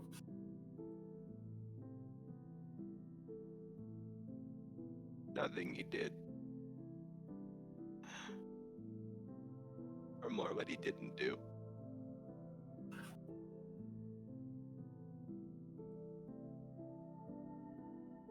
He could have solved it all. But he loved us both.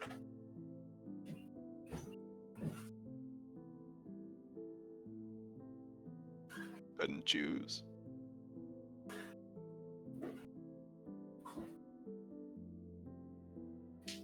You get it now.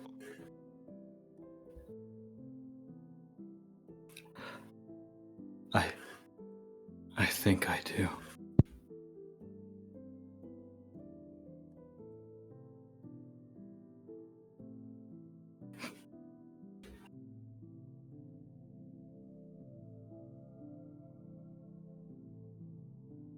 Go.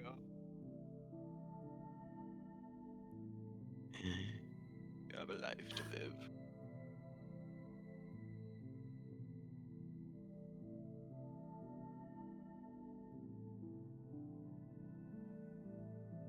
Did my best.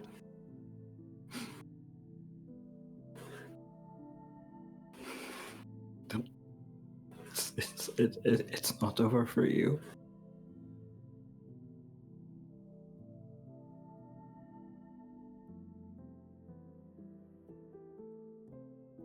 Think. Maybe someday.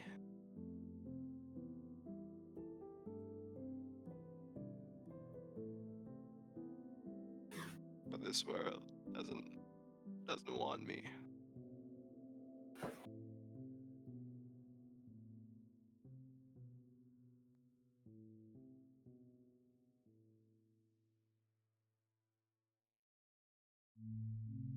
I'm sorry. Don't be sorry. You didn't do anything.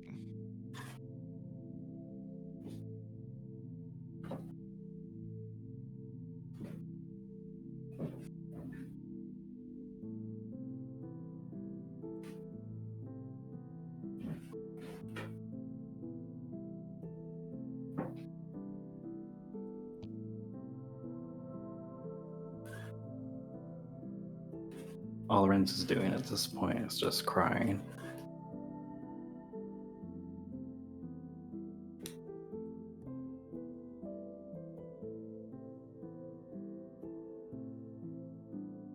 Arho seems to drift away mentally, his eyes turn a bit dull, cloudy.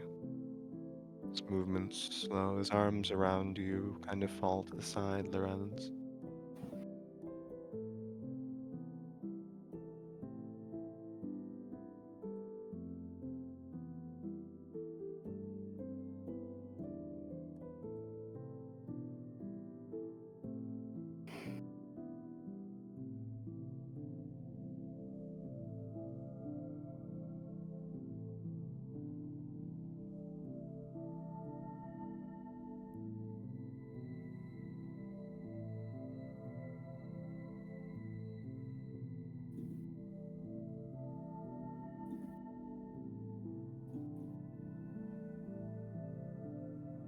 Seems to have returned to his catatonic state.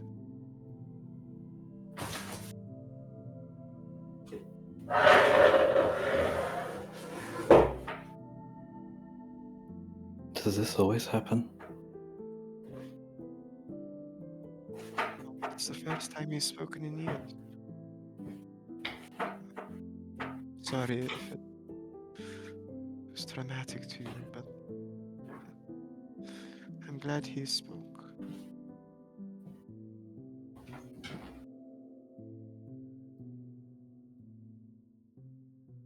Me too.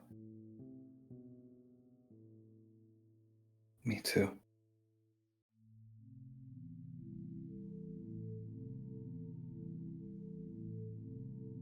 Claria just rubs under her eyes and stands and says, "No. Goodbye, Arho. For now, I'll be back soon." She gestures for you all to leave and ushers you out the door.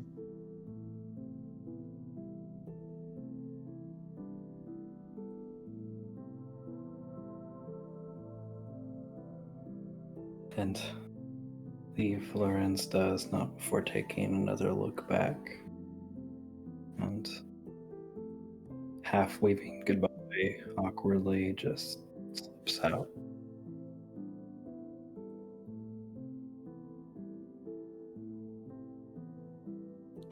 Obviously, Foshker follows, coming up behind Lorenz as we walk out of that place. Foshker is going to put a hand on Lorenz's shoulder. Doesn't say anything, just puts it there. Lorenz puts his own hand on top and just doesn't say a word, but more streaks of tears goes down his face.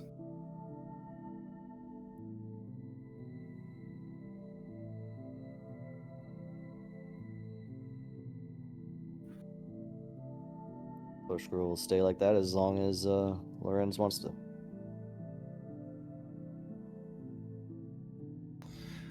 Fenton is a poor comforter, but he has enough tact to not be journaling as we are on our way out.